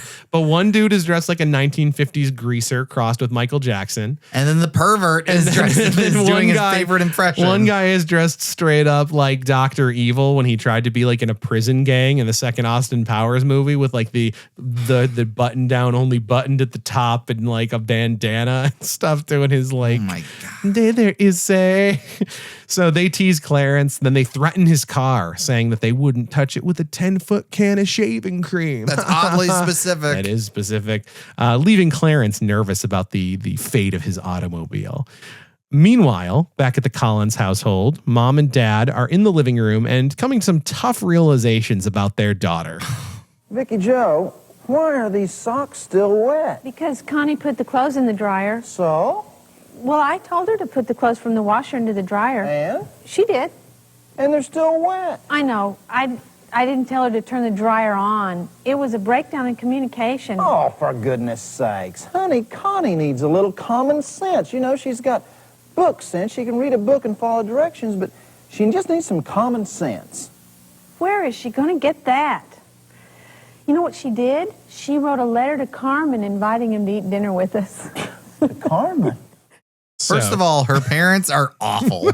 Second of all, is Connie neurodivergent? Yeah, you know what? Something's going on here because Mom says that this whole thing was cute when she was 8 and would write letters to Gospel Bill, but now they just don't know what to think. So it's just 2 parents dunking on their youngest daughter. Also, the mom noticed that the clothes were still wet. Okay, and still left. So obviously she's also like, come on. This is what I was going to ask you, just to kind of break down what happens in this scene. Mom's folding laundry. Dad walks into the room with like what looked to be like folded, folded stuff, and it's still wet, right? So like, hold on, like she's folding wet laundry? Is that what's going on here? Oh, or did he go and get this out of the dryer and it wasn't done yet? So like we've talked about this a little bit in terms of like there being a set amount of intelligence points any given episode that they are able to divide up among these characters. They've already run out. Well, like, because, okay, let's say the laundry was wet, that it was in the dryer. Yeah. And Dad goes to find it. Why is his first instinct not just restart the dryer? If the laundry is folded and put away or in a basket and it's still wet and Mom folded it and is like, whatever, Like, and what is she doing? Right. And then on top of it, Connie is not pressing the on button when she puts clothes in the dryer. So it's just maybe they're all a little, maybe they're all a little something. Like, but man, it just like it for they're working for the joke there of like, man, Connie's an odd duck. She's not a good communicator and she's writing to CARMAN. And it's just like it just seems like also this episode is not about common sense or communication. We got to be clear here. At no point is there a lesson learned in that realm, but they keep bringing it up like it is. So it's like they do this a lot where they kind of have. It seems like they come up with like an idea for a joke or like a running joke of like that ends up being really mean, but then they do none of the legwork to try and make it like the dots connect and whatever, and it just makes them all look like kind of just terrible. So you know who's a good communicator according to Dad? Oh, Doug. Doug's gotten really good at getting his point across recently. At which point, Doug and Clarence stomp onto the scene, arguing about Clarence's car. They're yelling at each other, and the parents just have to do a little like Doug and Clarence translating for each other. More or less, Doug is continuing to bang the drum that Clarence is worshiping the car like an idol, and Clarence is defensive about that, which all of this just reads to me as Doug being a little jealous of the car and the attention he's getting from girls.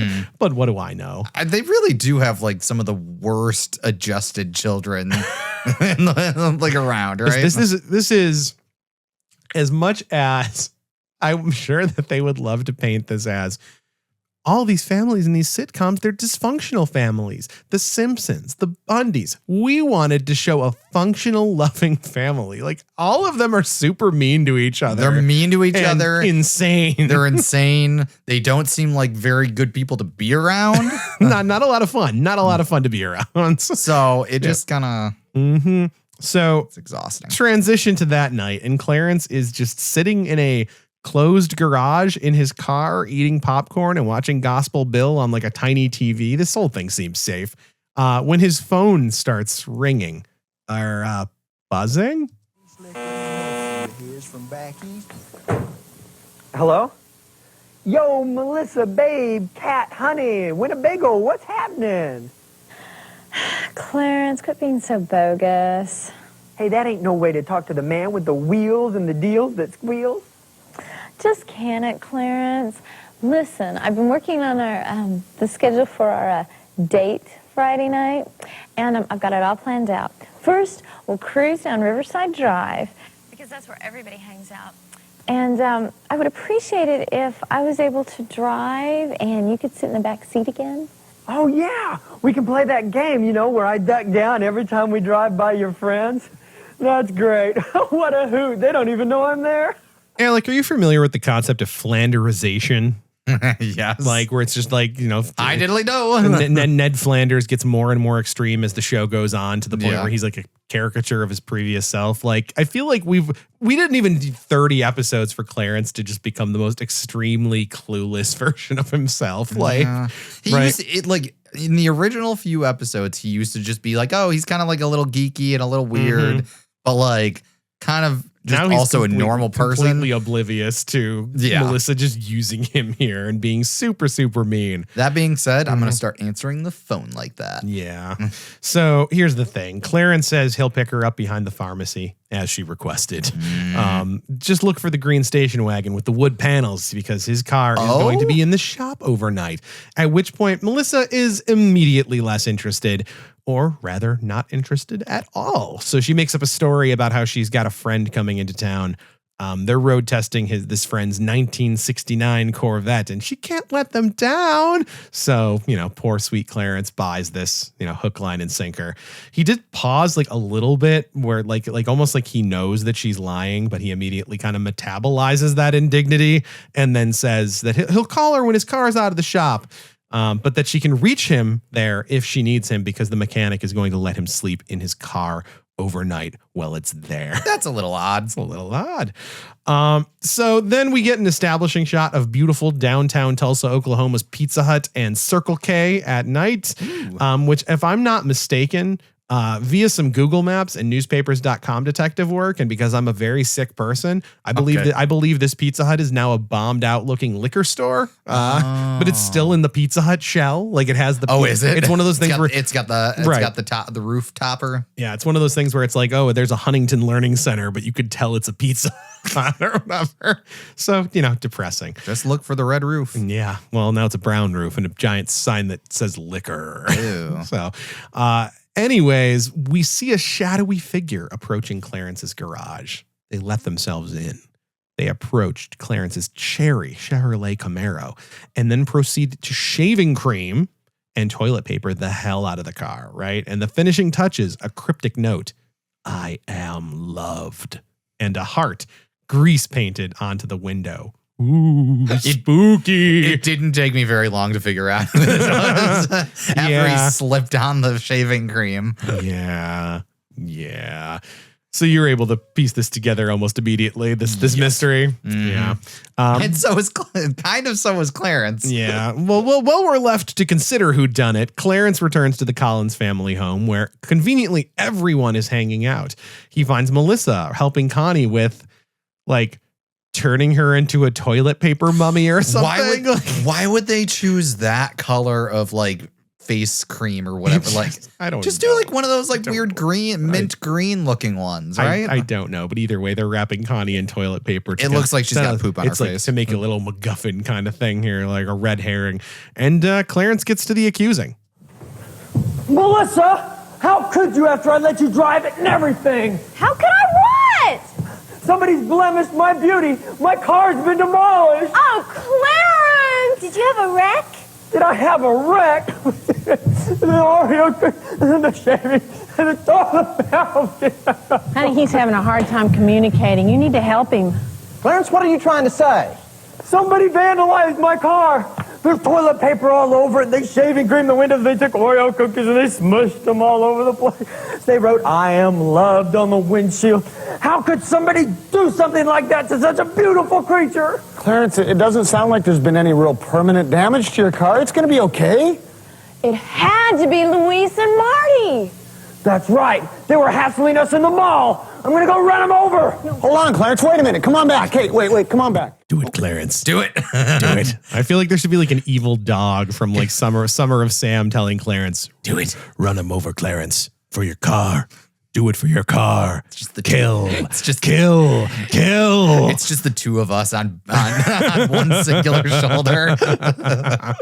But I do think Doug protests a little bit too much here. And once Dad hears about the "I am loved" bit, he seems to immediately clue into what's happening here.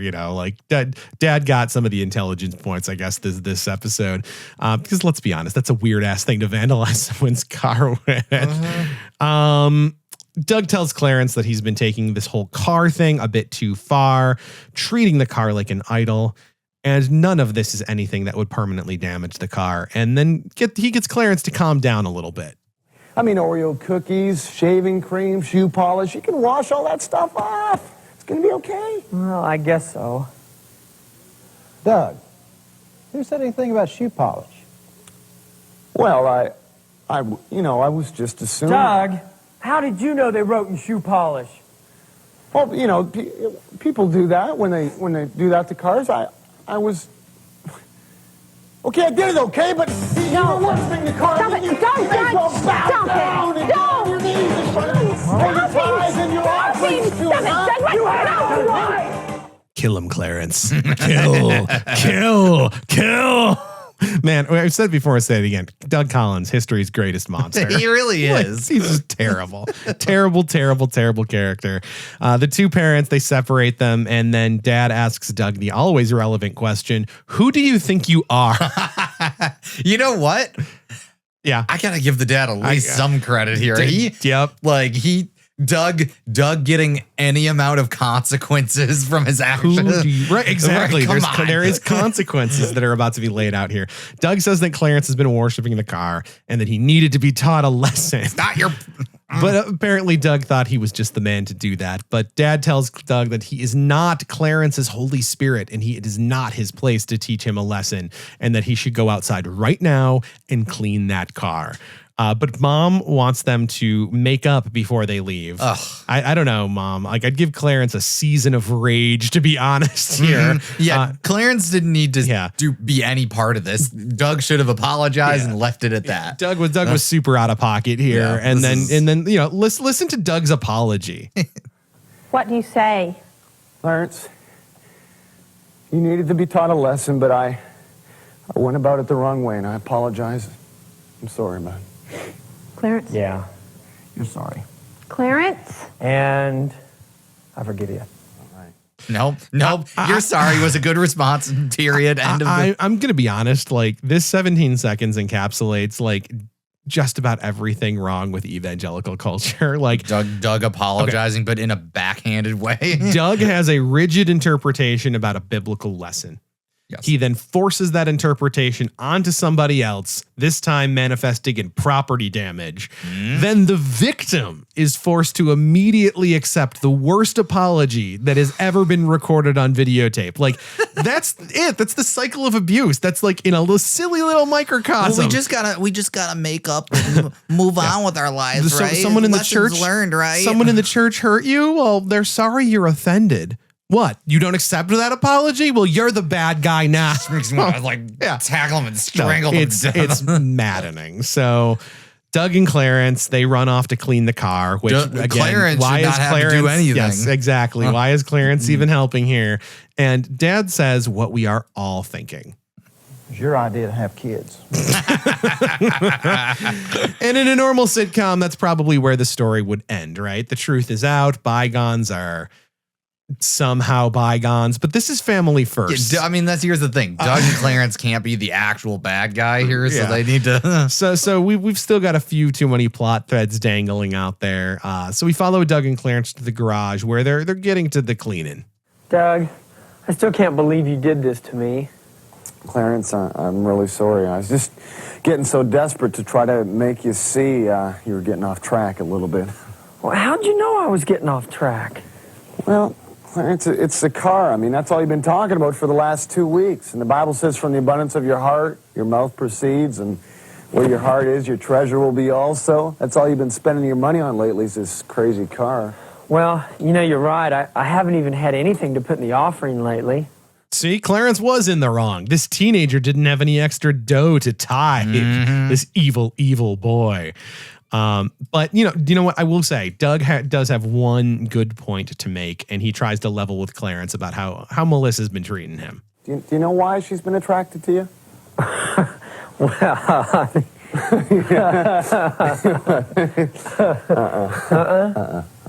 Suppose maybe it was the car? Well, Clarence, let's just put it this way. The car has been kind of a magnet that's drawn you both together. You know, I think a real friendship is centered around Jesus, and he's the magnet that brings two people together. That's just what I think. Take it for what it's worth. Doug, it's worth a lot, but you still got to help me clean up the stinking car. You would say that. Kiss, kiss, kiss, kiss, kiss, kiss, kiss. So Doug points out to Clarence that she's a Christian and all, but she's still got some of the ways of the world in her. So you got to watch out for that Jezebel spirit. My words, not his. Speaking of Melissa, she's currently having a slumber party with Connie. Classic pairing, where Melissa is teaching Connie how to use a mud mask. Don't wake up Mom and Dad. You look like a clown. Feel like a clown. Oh, Connie, this was fun. We need to do this again. I'm sure glad you got saved. Not half as glad as I am. I can tell a difference, really. Well, we sure can't. Oh, I apologize. I mixed this scene up with their earlier. Oh yeah, no, they were doing I get what you're saying, but they were still doing makeup in the earlier scene. Like it was just they were wrapping her head in toilet paper earlier, so now she has the mud mask on. That does not look particularly appealing. Yeah. But like Melissa just seems to enjoy making fun of a new person. There's always like, but this, now she gets to play the I'm a Christian now card. Right, well, she's welcome to the fold, Melissa. That's the thing that I've noticed about specifically this show. Yes, whether it be Family First or the broader This Fire. Yeah. You mean Fire by Night? We're us, This Fire. Yeah, no, we're mean. Let's be clear here. We're cruel. But something I've noticed is that you can never have just like a nice scene where people are just being genuinely. There's always a backhanded thing. Here's the thing, but that's why the divorce episode we thought was really good, because it was like Clarence was struggling with his parents' relationship falling apart. He felt blamed for it. Doug was actually kind of there for him and was like, "This isn't your fault," as opposed to like the one episode where their classmate dies or whatever, and he's like berating the brother. Yeah, exactly. There's almost never any sincerity, and there's always just like, oh yeah, I'm so happy to be here with you, even though you look like a clown. Totally, yeah. Donut head. Yeah, exactly. Meanwhile, in the background, like real creeps, Doug and Clarence are spying on Melissa and Connie through the window. They're your sisters. Spying, spying on a slumber party made up of one of these actors' wives, the other's sister, but the wife playing the sister and the sister playing a potential love interest. This is all just very Lynchian, psychosexual, I believe that one would say. I don't like it. So the girls are yucking it up when who should crash the party but them boys. Well, you do act a little different when you don't have any makeup on. I look different without makeup on. She says like a normal person. Connie, look at your face. What a hoot. Hello, Melissa, is that you? I know. I'm ugly. Oh, no, I'm sorry. Listen, I apologize. I've been apologizing a lot lately. You look fine. Great save there, Doug. Listen, I gotta be honest that I know I'm ugly. It was like kind of heartbreaking. Right. That was actually an interesting little moment. And I'll give them, I know what I just said. I'll give them partial credit for letting Doug immediately realize that he was being a jerk and pulling back a little bit. Yeah. Right. Listen, I think maybe this part should have come substantially earlier in the episode, and you could have had a real, this is why Melissa is so cruel to other storyline. Hurt people. And, that's not what this episode's about. Not really. So instead of being tacked on to the end here, and Doug delivering a message that it's not about how you look on the outside, it's what's on the inside that counts, which I'm sure made her feel so much better. It's like, look, yeah, I get it. You're ugly, but it's just like insane. You could be a nice why person. Are you saying it like this? So anyways, all this has given Melissa something to think about. And suddenly she has a change of heart. And her conscience comes into play. Clarence, I'm sorry. I have a confession to make. Well, to put it bluntly, I've been using you. I've used everybody in my life. Anyone who had a sharp car or a lot of money, or who was really popular in order to be somebody. But I guess most of the time they were using me too.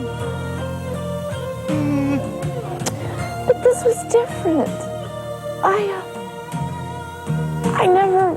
I never felt bad about it before. She's like, but why do I feel this way? Like, what is this salty discharge coming from my eyes?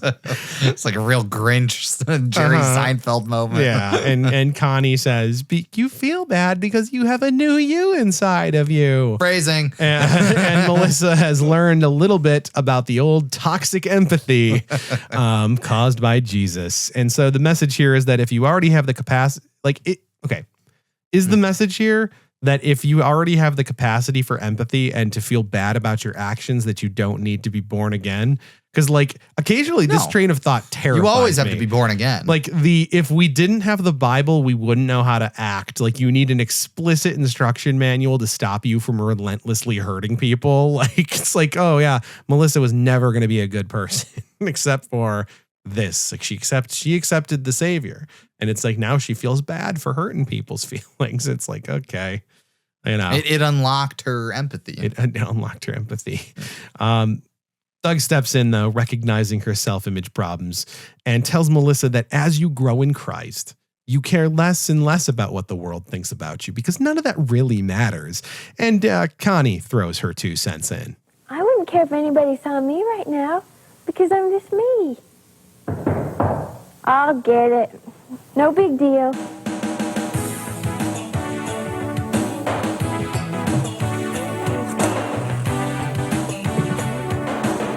Hi, is Connie Collins here? Lasagna? That'd be great. Look, you've eaten some lasagna. Where shall I sit?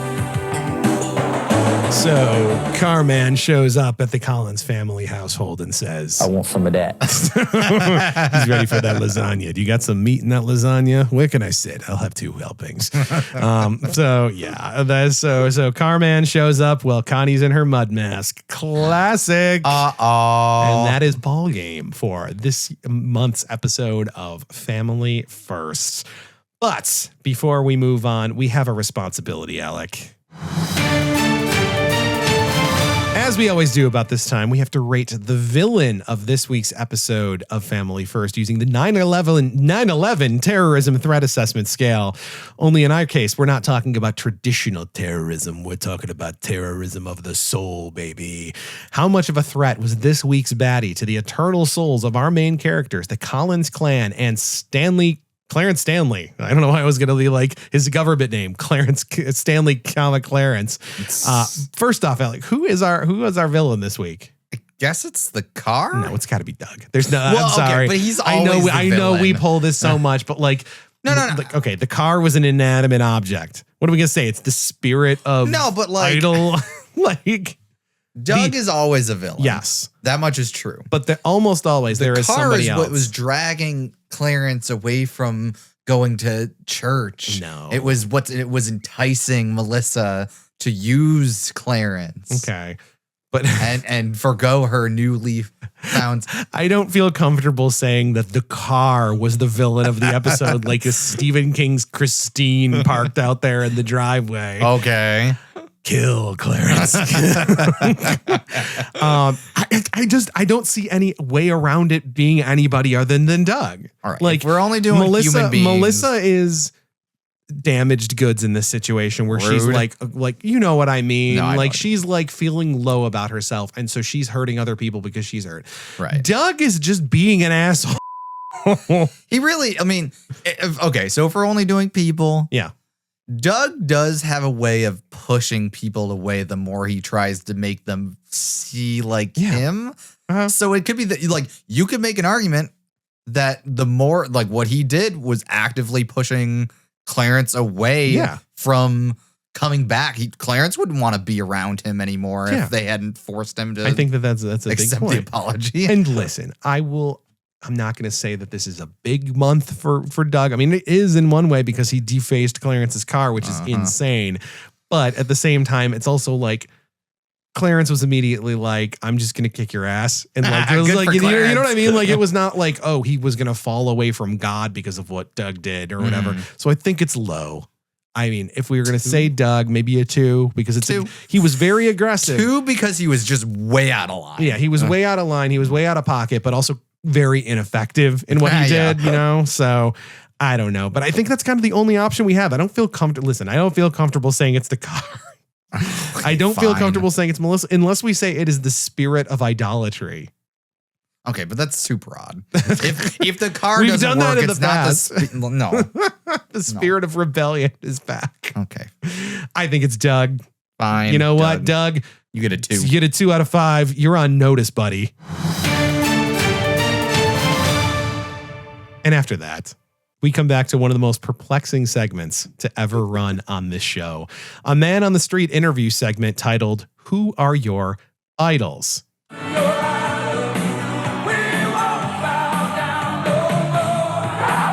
Metallica. James Hetfield.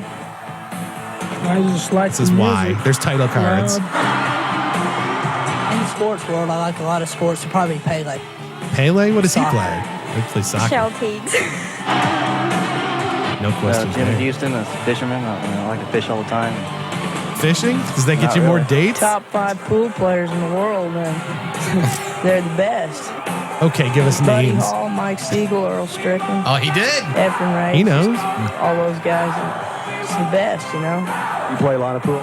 Yeah, for the past 3 years. I want to know where this kid is now. So if you could be anyone in the world out there, who would you be? Probably James Hetfield.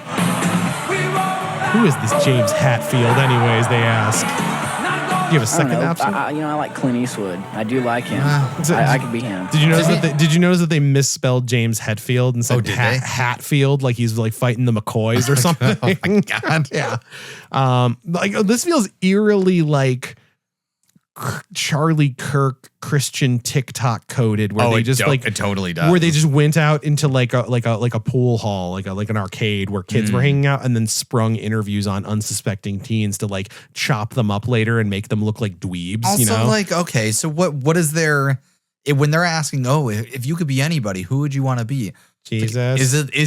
No, but then that's presumptive. You, Blaine. Right? Like what do you want them to say? I'd want to be you. You are leading them on. You want them to say Jesus, and then you don't use that interview in the segment. But if they say, I want to be Paula Abdul, you use that and then put a crappy like title over it, being it's manipulative. She's and I dating don't a cartoon like it. cat. That's unnatural. Man. So yeah, this segs directly into Blaine's final teaching segment, where he's got something to say about the landscape of the supermarket newsstand these days. The fact is, the idols of this country and of our culture can be found on the magazine racks of your local 7-Eleven. In fact, I want to show you just a few that we have here. First of all, there's Rock and Roll Idol, and of course you can pick up all the information you need on rock and roll right here in Hit Parader. We have the Rap Idol. Yes, those people who are into rap music and that culture. We have even idols for those who love to ski and those who are into this kind of sport and excitement. Yeah, those who are into this kind of sport. Yeah, Blaine, who could possibly be the type of person who would be looking to get, work in a skiing magazine into their TV show any chance they can get. The first time they went on a trip was just so Blaine could go skiing. Yeah, how much you want to bet that was just his personal copy of Ski Magazine? Right. But he's got a whole stack here. He's got sports mags, fashion mags, fishing mags. I don't understand the fishing thing, right? What? Like all of this is like, oh, there's celebrities and like whatever.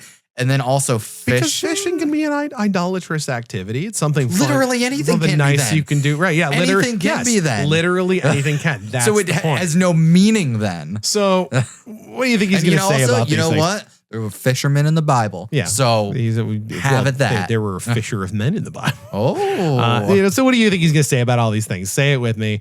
They aren't necessarily bad, but if left unchecked, they can become an idol, with one notable exception. These things are not wrong as long as they're under the lordship of Jesus Christ. Now, let me just clarify that. Some of maybe the rock music that is secular might have just a real negative thing involved in it, and we need to stay away from that. But just the sports and activities and things like that, they can be a good thing, a good source of relaxation and a holy leisure in our life. So two things. Of course, the old bugbear of secular rock music was going to be the one, notable proviso in here. There's no moderation. Just no. Well, here's the thing. That's basically the lesson of this episode. Yeah. Rock music aside, is everything in moderation. Everything in moderation. That's it. They needed an hour to teach that. Two, though, I really like the idea of holy leisure in my life. Like, I'm not kicking back and enjoying a little Mortal Kombat. I'm cultivating holy leisure in my life. As long as it's in moderation, my gameplay is under the lordship of Jesus Christ. So, it's just holy leisure. And next time you call up and ask me what I'm doing, I'm taking some holy leisure time in my life. That, you know what? It's a good way to get out of work. Oh, sorry, I can't work. I can't work late on Friday. I have holy leisure built in. It's kind of like a church thing I do, and then I'm sitting here eating bonbons and playing video games. Ooh, bonbon. Yeah, I would love a bonbon. Blaine says you need to watch what you find yourself talking about all the time, because whatever is on the throne of your heart, your mouth proceeds. Alec, do you feel like Pokemon has become an idol for you? I love Pokemon so much. Sorry, I didn't mean to make that a personal attack. Also, so does this mean good. that Fire By Nite is my idol? Like, has this show become you don't idolatry for me? You don't. I mean, I think here's what the irony is. Yes. Right. Yes. Your that room in the beginning of the episode that they were like going into and dusting stuff. Yeah. That's you. That's me. You've got a bunch of stuff that's all like different kinds of idols. And then on your desk, you have a tape of my Fire by Nite tapes. Yeah. It turns out that kid was me. I'm the Asimi teenager. You truly are. Yeah. yeah, I am, champ. So who can say? And Blaine, lets us peek behind the curtain a little bit in a way that I don't think he was necessarily intending. What do you find your actions are? The Bible says that we will know our if we're Christians and living for God by the fruits that we exhibit in our life.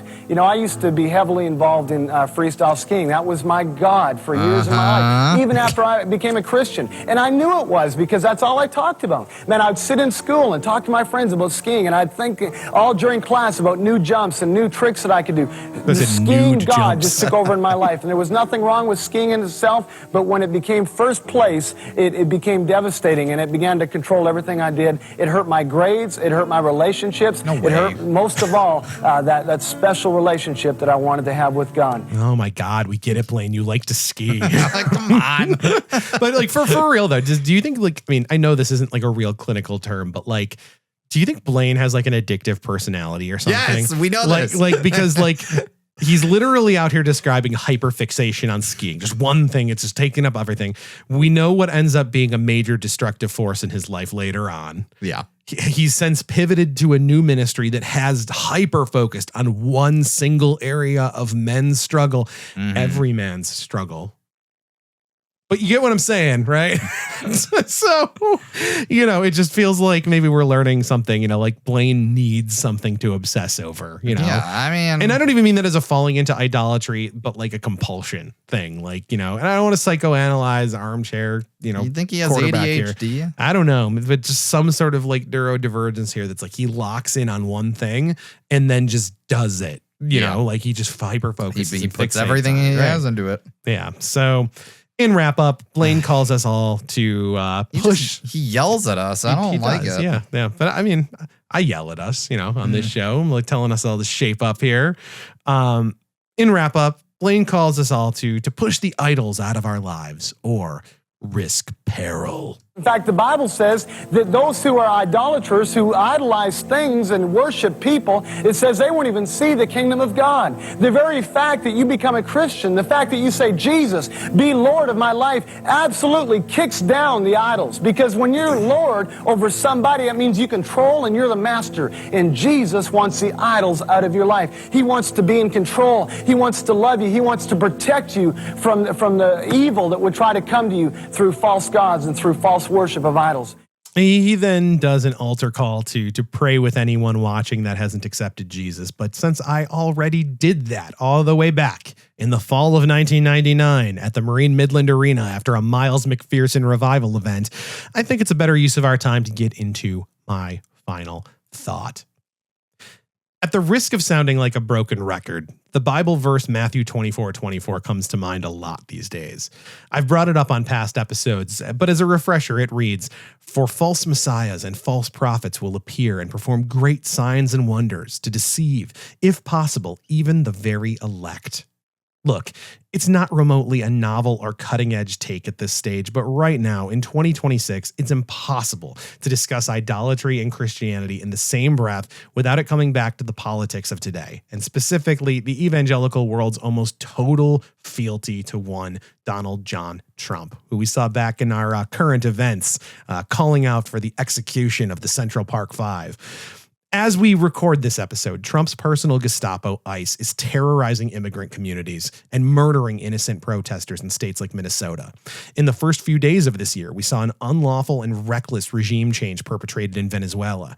And right now, everyone with their heads screwed on straight are collectively recoiling in horror as the Epstein files trickle out, revealing that the wealthy elites in our country and worldwide really have been engaging in an elaborate child sex trafficking scheme, with Trump and many people in his orbit directly implicated. Each new detail coming out more horrifying than the last. But what's the evangelical response to all this? A voting bloc that, which 80% of them backed Trump's 2024 presidential bid? Well, the song remains the same as it has for years now. God uses who he chooses. Trump's just an imperfect vessel doing God's perfect work. King David wasn't perfect, but he was God's chosen man. They're willfully oblivious to what's going on. A voting bloc more outraged at a protest interrupting a Minnesota church service than they are about the cruelty that their own voting record has directly enabled. And all of this because the truth is, Matthew 24:24 has come to pass. The church, the koinonia, the body, has fallen almost entirely to false idols. Fire By Nite defined an idol as anything that takes first place in your life over Jesus. And all you have to do is look at the red letters in the Bible to know that en masse, there are a whole slew of things that have taken precedence over Jesus' own words in the church body today. Trump's obviously one, but how about conservatism in general, especially as it pertains to capital and kowtowing to the whims of a handful of billionaires?